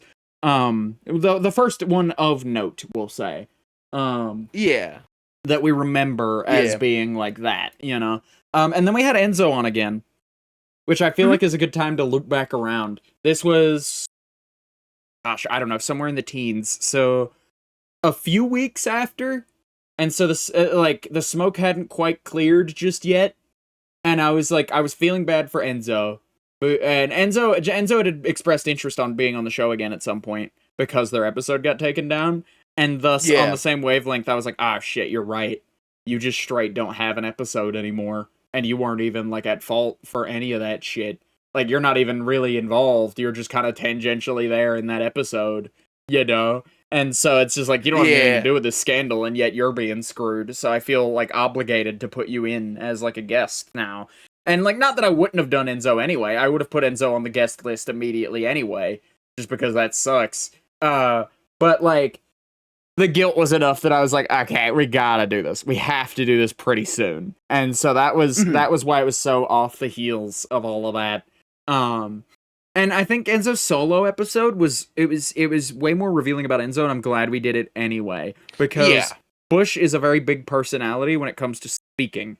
Like, he can speak and speak and speak, and sometimes he speaks himself in circles. And I say that because I know he's one of our guests who wouldn't mind me saying that. Like, but like, sometimes he'll talk himself into a circle a little bit, but that guy will just keep fucking going. And that's great for like a streamer to be able to do. But like, when it's a dual guest episode, it's like, Enzo barely got to answer any questions, man. Yeah, and so in fact, I was intending on looping back around anyway. Going into the Enzo solo episode, I was actually nervous that Enzo was going to be similar to how they were on that other episode. And I was like, I prepped a couple of extra topics just in case if, like, you know, they don't have as good responses. But they did a great job. They really surprised me. And I just realized that, they just didn't want to talk over Bush. Because so I was really glad that they did it. In like a dual guest session where there are 4 of us and we're both trying to ask questions and they're both trying to answer and Bush is answering faster and longer. Like, a lot of the answers we got out of Enzo were like, I agree. Because they were making room for Bush. And so, like, when we got Enzo alone on an episode, I was very shocked to see that was them making room for Bush. That wasn't Enzo was having a moment and, like, having a day. And granted, Enzo was kind of a last-second addition to that episode. Bush kind of brought Enzo in and was like, can I have Enzo on my episode? And I was like, yeah, fuck it, sure. A dual episode. Literally within 10 minutes, it was like, can I drag Enzo here? And I was like, sure, I guess. Yeah. Because that was at some point the plan, but yeah. That was at some point the plan. And so, like, I'm glad that we loop back around on Enzo, controversy aside, just because they produced a really good solo episode. And then we have the whale episode. Do you have anything to say about the whale episode? Yeah. You do? I've not got a ton about the whale episode. Well, no, I was just saying, like, it was the whale episode. I don't have a ton to say about the whale episode. I thought it was a good episode.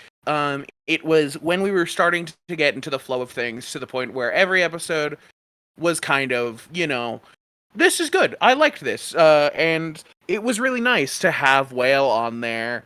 And I think he was technically the first guest week. No, he was the last guest. Yeah, he was the last week. He was the last guest before guest week. That's why I'm making a note of Whale, is because Whale was our last guest. Yeah. Before guest week and or guest month rather. And so it was our last guest of October. We're off the heels of that hurricane thing we were talking about earlier. Or we're about to be on the heels of it, I think. Oh yeah. One way or another. I think so. That's why we went into a guest month, was because we had, like, missed a couple of episodes, and we realized that we had a lot of people, like, lining up to get on the show. Then this was Prim. Yeah. Prim bailed on us, like, 4 times in a row, to the point where I almost, like, I don't mind saying, now that we're far enough from it, it's kind of a dickhead thing to do, Krim. Come on. And I don't mind saying that. Krim's my friend, and, like, I love Krim to death, but, like, and, like, they had some important shit going on a couple times, but it's like... There was one time that they just slept through recording. Yeah, here's my thing, right? Here's my thing. I don't care what the reason is. I don't care if you fell down the stairs. I don't care if grandma died. I don't give a fuck what happened. If you're late 5 times in a row and you said you'd be there, you're a dick for being late. Mm-hmm. It genuinely doesn't matter what the reason is. That's just where my mind sits. And it's like, you're not permanently branded a dickhead or anything, but it's like, no, it's certifiably a dick move to be late more than thrice, let alone 5 fucking times. And they weren't like 5. Yeah. They hit 4. No, I but think it was 4. It was 4 weeks. That's why we did the guest week thing where we were like, it was between that and the hurricane that gave us a bunch of backup. I like Krim, by the way. I like Krim a lot. Krim produces good episodes. That's why we're fighting so hard to have Krim as our next guest. It's just that whole thing, and then the Krim whole thing, and then it just made a mess. It made a mess. I think of our podcasting schedule. 90% that like it was the first time that we ever. Now that I'm thinking about it, it was the first time we ever had a guest that was from a different part of the globe that had a different time zone that wasn't Woolen, who was like, yeah, fucking was, like, 8 down hours, the clown, dude. 8 hours, sure. Yeah. Well, no, Abens and Abens was and after Whale. Whale was before Krim. Yeah, it was in the UK. That's enough true. of a time difference. It's like a 6-hour time difference, isn't it? Yeah. It's something like that. It's around there. It's around there. It's about 6 hours. But either way, that was Krim was the first of our guest month. Krim was the first of our guest month. And do you want to talk about Krim's for like the long-awaited Krim episode? Because I feel like they made a pretty good episode for the wait. Yeah. I feel like they did a pretty good job of like making up for it to make a really solid episode, and I appreciated that. Because say what you will about Krim, even though they were late a few times, and even though they kind of jerked us around about it, like eventually when they finally did get on the show, they did perform, and they did put on a show. They did put on a good episode. So like, you know. Oh yeah. Say what you will. I don't have a ton. Results are results. It was a good episode. Yeah, I don't have a ton to say. I just wanted to wrap my, like, because I realized calling Krim a dickhead publicly on the show might sound worse than it like sounds in my head. But like, I'm not calling Krim a dickhead. They just did a dickhead thing. But speaking of dickheads, Jake Stone. Jake Stone was our second week of guest I think he'd find it funny that I called him a dickhead. That's why I'm calling him a dickhead. Yeah. Yeah, Jake Stone is a really... The censors on the algorithm will let me get away with saying that word. So we're going to move on. But Jake Stone, you have thoughts about Jake Stone? Start us. I loved that episode, and it was just a damn shame that his microphone was kicking the bucket. Because he had so much to say. He's such a personality, but he also talks seriously really well. Like, he's able to... I think... He's like us, where he's able to talk about something serious and still be jovial about it. And that's the thing about Jake Stone. That's the thing about Jake Stone, is Jake Stone is kind of like... Jake Stone's public persona is different to how he behaves in private, and I think he knows that very well. And so there are moments in the podcast where you could tell that Jake Stone knew we were asking a hello, Jake. We would like to genuinely ask you this question as a person, and when we wanted Jake Stone, you know, when we wanted like that personality. And he did a very good job of being able to like turn that on and off when appropriate. And that's a skill set that I feel like he has over a lot of our other guests. And he has over us, I think, because like again, again, I'm a little different on this show, but I don't play a character really as much, and so it's like, and so like for someone like Jake Stone who does sort of play a character, even just like on his streams when he's not doing like lore stuff, you know, it's cool to see that like he's willing to sort of skirt the line on it and play that character, but not play that character as well. And I don't know, Jake Stone was a really good guest to have on. He did a great job. Loved having him. And it's one of the favorite episodes. It was definitely a top 3 guest episode, even with the technical issues. Yeah. And I think that says a lot. I had almost forgotten about the mic stuff, but that's another thing. He was such a trooper about it. He was so receptive to, hey, we're stopping the show. Your mic's fucked. Fix it.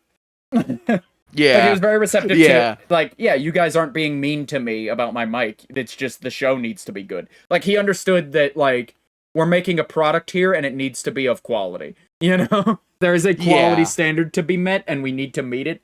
And I feel like, I don't know, he's definitely the most performer professional of anybody that we've had on the show, I feel.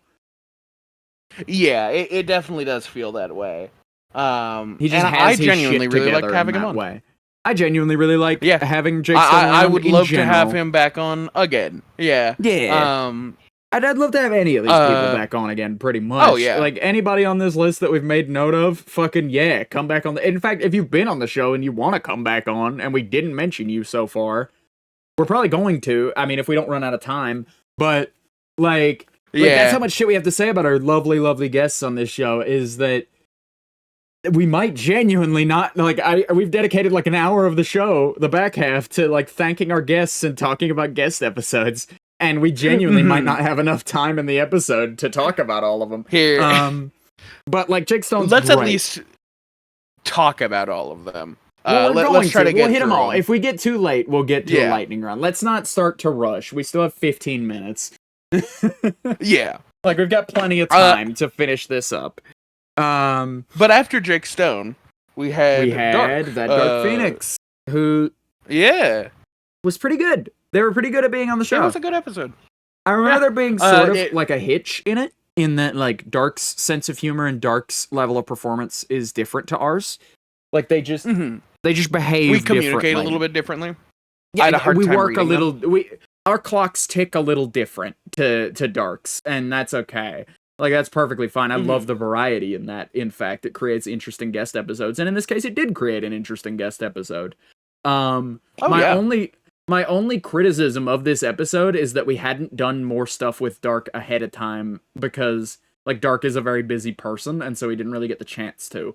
But that we hadn't done more content with Dark in preparation for that, so that we knew, or hung out with Dark more in preparation with that, so that we knew what we were getting into, you know. But that's not really something that any of the three of us involved in that episode could have done something about. So it's like, I think overall, it came out really good. Circumstances be damned, it came out pretty good. That's how I feel about the majority of these. Then we had on Beagle Eagle, also now known as Penguinless, where they were really rebranding. Sorry, did you have things to say about Dark? I moved kind of quick there. No. Okay, good. I'm game to move. Okay, but Beagle Eagle, who is now Penguinless. They've lost their penguin, and clearly they've made it their whole brand. They had just done a rebrand last time they were on the show, and fittingly, we spent pretty much half of the episode talking about how many rebrands they had done. And I think that's really funny that now, like a couple months later, they've already rebranded again. And so like, we get to talk about that now too. And they're great. They're awesome as a person. I loved having them on for the show. But that was the first time we really had a big, awkward, we can't record under these conditions moment. Yeah. Do you want to talk about that? Do you want to cover that? That was really difficult. I'll go into it. Enough guests today. You go ahead. With Beagle, we had gotten on there and we started playing, and we had heard in the background like some sort of, it kind of sounded like a clank. And we had asked them about it, and they were like, "Oh yeah, that's just my brother. He's playing his guitar. I'll say something, and I'll make sure, we'll just record. It should be fine, I think." And then we started recording, and over the course of the recording session, it just kept getting louder and more abrasive and more difficult to talk around, to the point where I was losing my train of thought. And Vox and I actually spent that first part of the recording just, like, DMing each other, just like, how do we want to handle this? Because this is the first time we'd ever had a situation that was like, hey, it's nothing wrong with you, it's just we can't record like this. Like, we have a level of professionalism that, like... Yeah, there's no good way to tell somebody who's sat down to record a podcast episode, even if they're aware of the problem, that, hey, you're not meeting my personal standard of quality. Get out. Yeah. You know, like, that's a really hard thing to say to somebody who's, like, a friend that you enjoy spending time with and don't want to be a dick to, you know? Mm-hmm. And especially because it's a harder thing to say to a stranger, too. But, like, it's just a particularly bad thing to have to say to somebody that you spend other time with. But, you know, the Beagle Eagle episode with Penguinless was pretty good. I thought it was solid.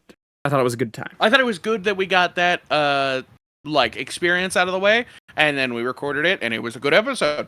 After that, we got an episode out that was really good. That's where you were headed. You didn't say that part, so I sounded like I was just saying it was a really good time to the 3 minutes or 6 minutes or so that we were like, oh, fuck, how do I do this? That was not a good time. Yeah. But the recording afterward, the next day, when we regrouped and got back together, it was pretty good. It was pretty good. It was a pretty good episode altogether. I was really worried because we did do like 10, 20 minutes of episode, and so we'd already covered like a topic or two, and they were all kind of important topics. I just felt bad for dragging them along for 20 minutes of episode to say, sorry, can't record today. Get out. You know? Like, that was how the hell do we do this of it. to me at least, that far in. Wasn't even anymore, how do we tell them? It's how do we tell them now, dude? You know? Yeah, and how do you and I communicate how we want to handle this as, like, the show is a very us thing. Everything we do on the show is, to some degree, both of our everything you see opinions and expressions. Jed. Like, everything you see and hear on this show is exclusively dictated by me and Jed. Like, we have final creative control very rarely over all of it. One or the other. It's always when it comes to the show. And because I don't like to make those kinds of decisions alone, and I make most of... Like, I am put in the position to make most of those decisions, and so I'm pretty much always shooting Jed texts at weird hours of just like, hey, what about this for the show? You know? But yeah, the Beagle episode was good. It was our Beagle experience. Next up, we then had A-Benz on, who proclaims himself to be somebody who can sit down and, like, is really, really, really just working for the product. And I say claims to be because, he is! He really fucking is! And that's the thing about it, is that he genuinely was like, you guys need more? Like, afterward, it was another woolen case where it's like, do you guys need anything else from me? Like, I can hang around. Yeah. You need, like, let me know if you need, like, reshoots or something. Like, he was hitting us with all of that shit during, before, and after of just, like, ensuring, like, double-checking with us that we got everything we needed, you know? Yeah. So I've got a story about A-Benz, actually. So the Crim episode, when we finally got it in guest month, right. we had one more scare where we didn't have Crim for an entire hour because they had set their alarm wrong and it was an hour late. So we were like an hour into what should have been an hour of recording, and we were like, fuck, who could we turn to? And then we remember A-Benz being like, yeah, if you ever need anybody ever, just shoot me a DM. I'll likely be able to be there. And we did, and he was. Johnny on the spot. He was Johnny on the spot. This is the best part.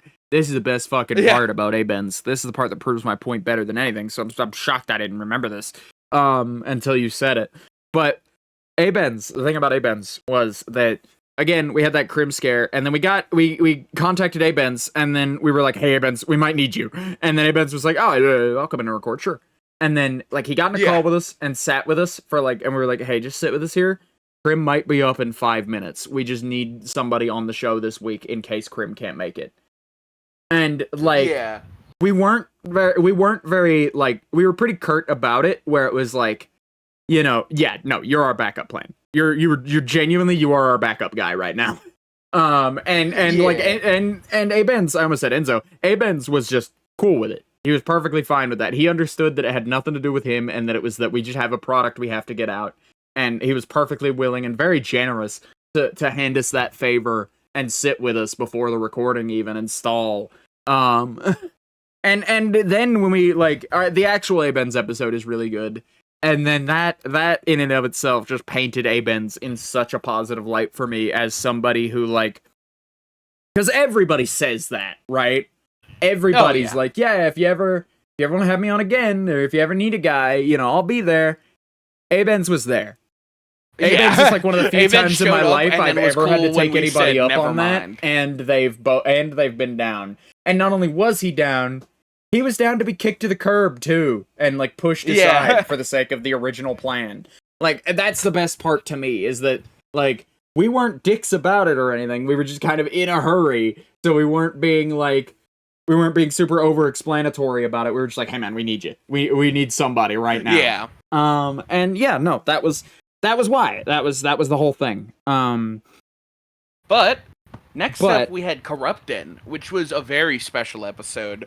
We talked about this one. We talked about, like, the reception of this one, but we didn't actually talk about the episode. Yeah. I do want to talk about this very special episode of Vox and Jed Fight about it, which, hi, Corruptin. I don't know if you still listen to the show, but hello.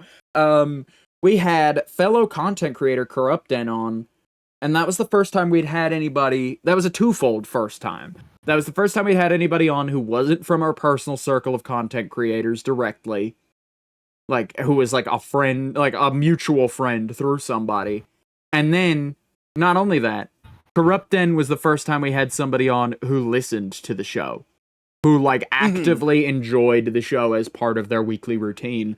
And, like, really, like, engrossed with it. And reached out to us as, like, a, hey, can I be on your show? I would like to. You know? And as a stranger reached out to us. As a host of the show. Well, I found out he was a stranger at the time, but I found out later that, like, of course, like, Corrupt Den knows people we know who know people that, like, know us, you know?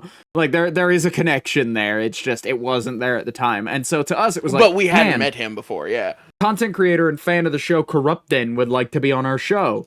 He's like, this is the first time we've actually had a request for a guest on the show, and let alone it's somebody who wants to do it themselves. Let alone it's somebody, it's not just some schmuck without, like, any reason to be on our show. It's somebody with, like, a genuine purpose for being on the show and everything. Yeah. And Corrupt Den was, like, very generous to us. Corrupt Den, like, gave us a lot of favors and gave us a lot of leeway and, like, genuinely seemed to enjoy being on the show. And, like, after the fact, played the episode in full during a subathon that they were having that week. And listened to it for the first time as it came out that Sunday, like, with their chat. And so we got a whole bunch of new eyes on Fight about it through them. We got a guest on that was a fan of the show and like has since become somebody that I want to work with again at some stage because he makes really cool stuff. Oh yeah. And then, like, I don't know. That's the thing about the show is that, like, through guests we're finding out that, like, we're finding a lot of talented people, like, in strange places, or strange talents in people we've already found. And so, like, that's what I really like about doing these guest episodes, is it helps build, like, not only do we get content out of it, and, like, we have a good time making them, but, like, it helps build that rapport with people in our circles in a very easy way, where it's just like, come hang out with us on camera for 2 hours, and then, like, we'll have a day, you know? Yeah. And I feel like Corrupt Den is somebody who's, like, made my short list of people to work with again someday, whenever the right project strikes me. But then we had Bush on again. We had Bush for another solo episode. Yep. I think we already talked enough about Bush. Yeah, we talked enough about Bush. I don't want to linger on him too long. I just wanted to mention that was just who was next up, because that whole controversy had finally cleared. Jed doesn't want to talk about it. He thought it was a bad episode. I'm throwing you under the bus. Because I thought it was kind of a bad episode too. Because Bush had a lot on his mind, and the controversy had just cleared, and so we were talking about the same 20 minutes of conversation for 2 hours. And it wasn't our greatest episode, and that's okay.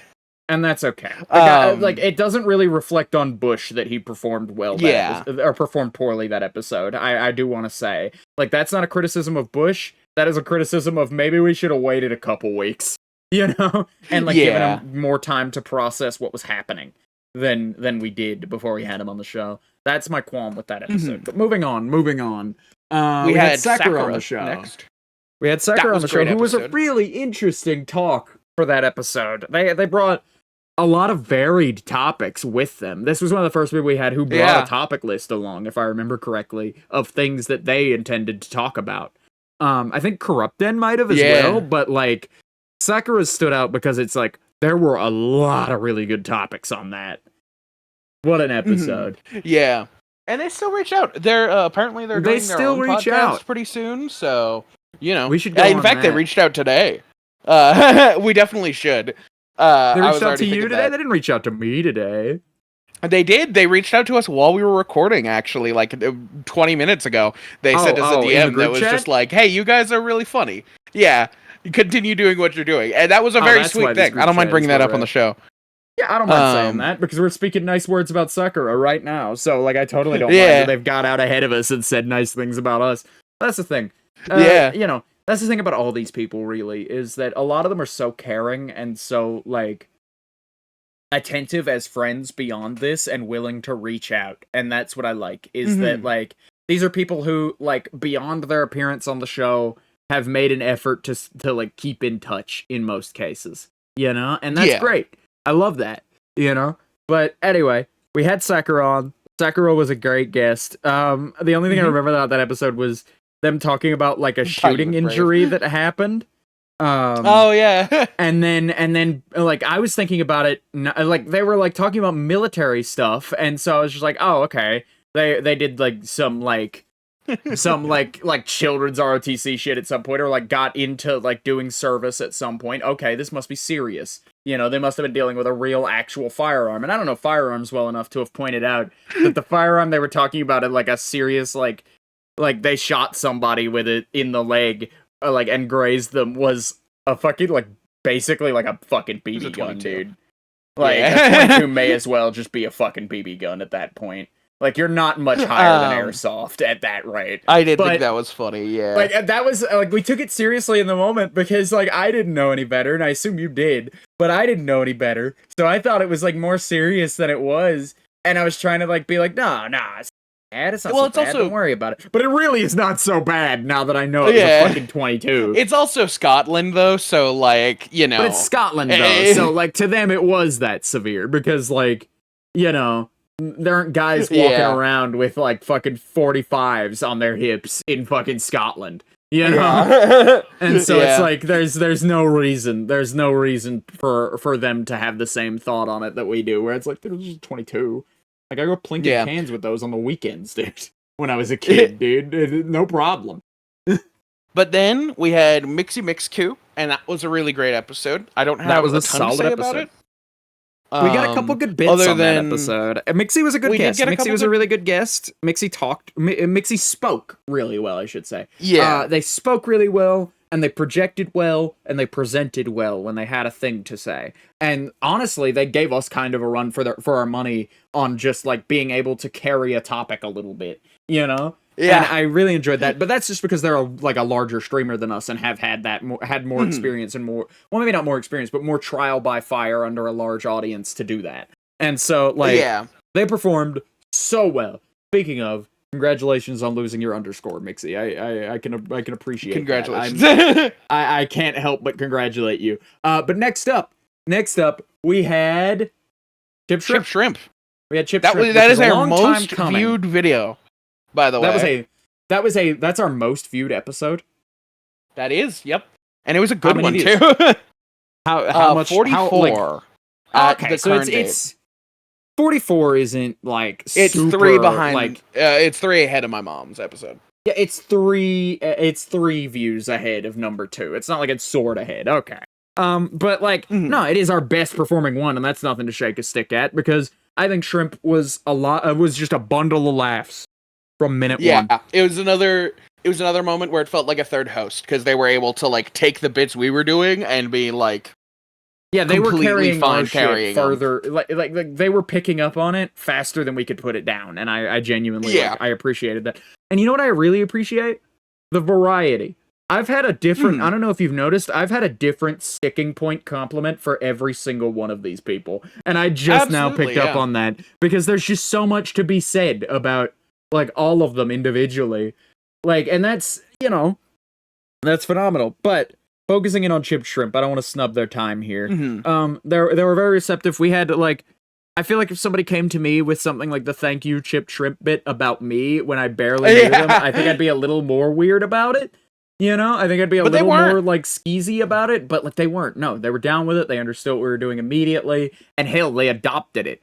You know? And, like, I think that's crazy that we've had, like, an impact on somebody's fucking brand from, like, a stupid us back and forth. You know? Yeah. Yeah, really. But then we had our mom. Then we had our mom. My mom on. She's your mom now, too. Our collective mother. You know what? Yeah, fine. She would be fine with that. Yeah, you know what? Sure, but anyway, we had the Jed's mom episode, and I think I said what I had to say about the Jed's mom episode earlier, but Jed's mom as a guest, I feel, is just, again, I'll loop back around on what I said, that it's just shocking. I was shell-shocked at the level of, like, keepy-uppy she was able to play with us. Like, the fact that, like, not a reference was missed, not a sentence was skipped, not a stutter was had. In fact, she gave me shit about dead air. She was like giving you notes after the show, apparently, and you can get into that in a second. Yeah, but I was just saying, like, but like for somebody so like not so far out of our demographic, I don't want to make it sound like she's 80, but like someone who's like not chronically online for certain, you know, and doesn't isn't in the same circles that we're in and isn't hanging around the same people we're hanging around and isn't present for our one-on-one bits to the point where it's like, I'm kind of surprised at how well, like not just kind of surprised, very surprised at how well she was able to keep up and play along with us. But yeah, no, you got anything to say about your mom? Because I spoke about your mom's guest episode. Your mom as a guest on the show, that is. I don't have a ton to say other than I care about my mom and I appreciate the fact that she came on and the fact that she played along so well. Yeah, I don't have a ton to say about that, but we are wrapping close. Well, we're pretty over time.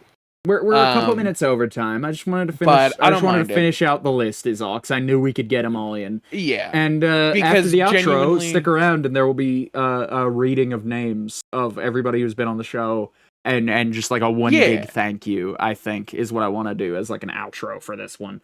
So go ahead and do like the standard outro, and then I'll take it for reading those off because I got them right in front of me.